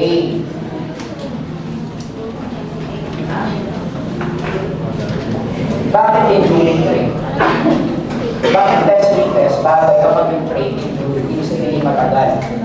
Kasi hindi nagbabago-bago yung variable nito. Kung ano yung rate na ng administration 1, more or less ganun pa rin siya ng administration 2. Kaya kapag yung rate ng test mo is something that is enduring, bagay talaga ang test retest. Hindi mo masyadong problema yung variability. Next, 135 is letter D. Dayuhan. Number 138, 36, sorry, is letter A. Alaman. 3/4.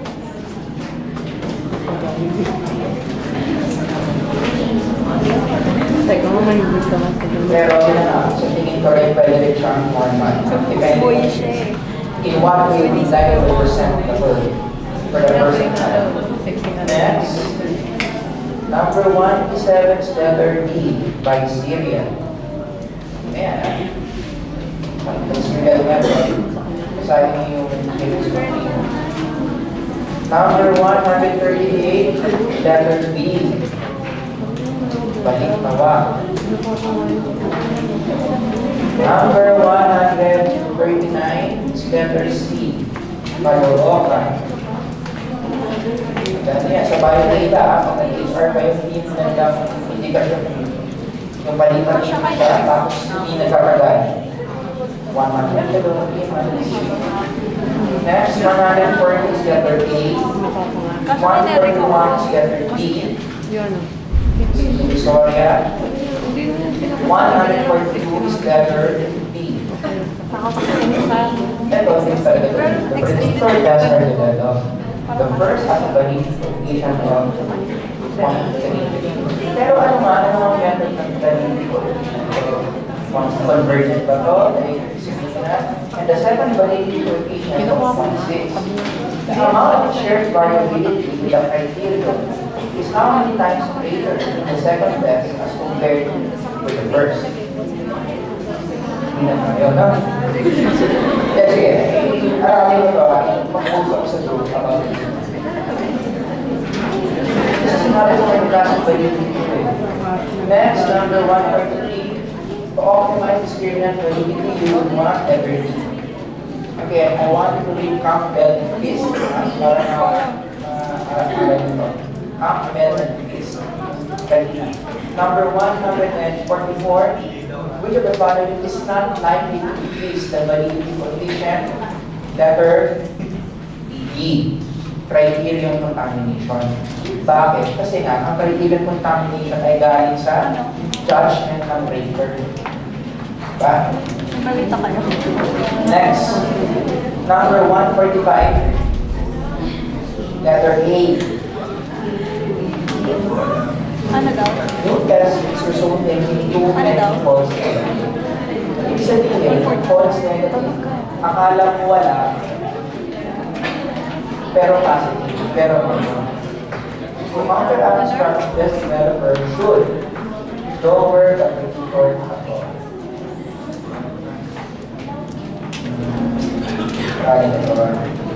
Next, number 146, letter a person who comes from a culture that value high context communication would likely focus most on letters, how the message is expressed. That's not an assessment. Hindi siya makulit ng part of assessment. 147 letter. 7-year-old with a severe intellectual disability. Letter D. Kasi interview, baka hindi niya makakita yung sinasabi ko. Projective test, lalo na. Diba? Self-report, kung hindi active yung mga pagsabihin. So, ikaw na lang ang mag-decide for it. Next, number 148. Letter A, letter A. Number 149, alam niyo na yan, ANOVA. 115, letter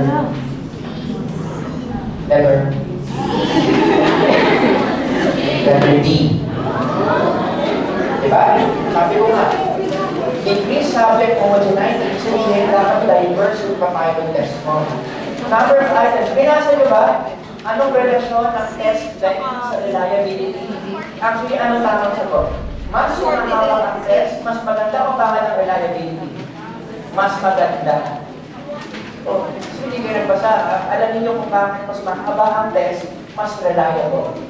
Basahin niyo yan, ha? Alright.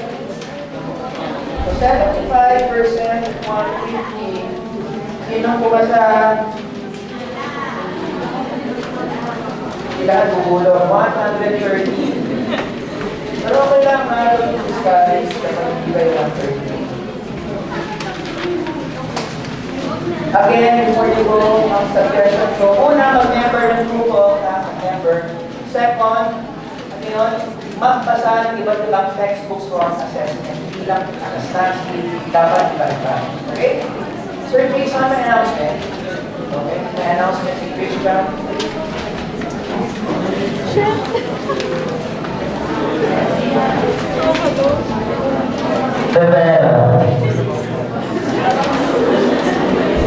Pero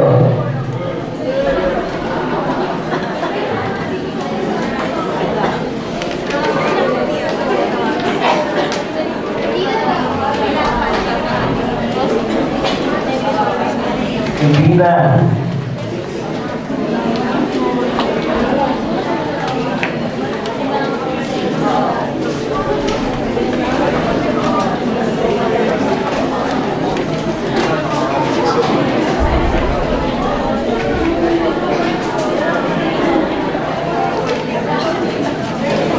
Venus.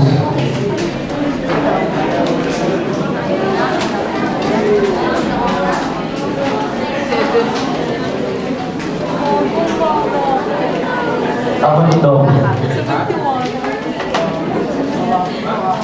Ilan ka dyan? Galing. 71. Kaya, nueva. Sakpa din eh. Contales. Ugari. Okay, so yung mga tinawag, kailangan yung i-shade ng tama yung inyong answer sheet. So please remember, you need to shade appropriately the boxes that need some shading, okay? Kasi ginagawa namin, pinagsasama-sama lang namin lahat yan. Saturday, Sunday, FWF, Like assessment, IO, ALSAT. Tapos sabay-sabay nila-run for scanning. So pag hindi nyo na-shade yung tamang test subject, so test 1, 2, 3, or 4 ba yan, hindi siya ma-check ka ng maano. So pag nag-release kami ng scores, so pasensyahan pag mababa yung scores nyo. More or less than the expected score na alam mo. Baka may mali kayo sa grading.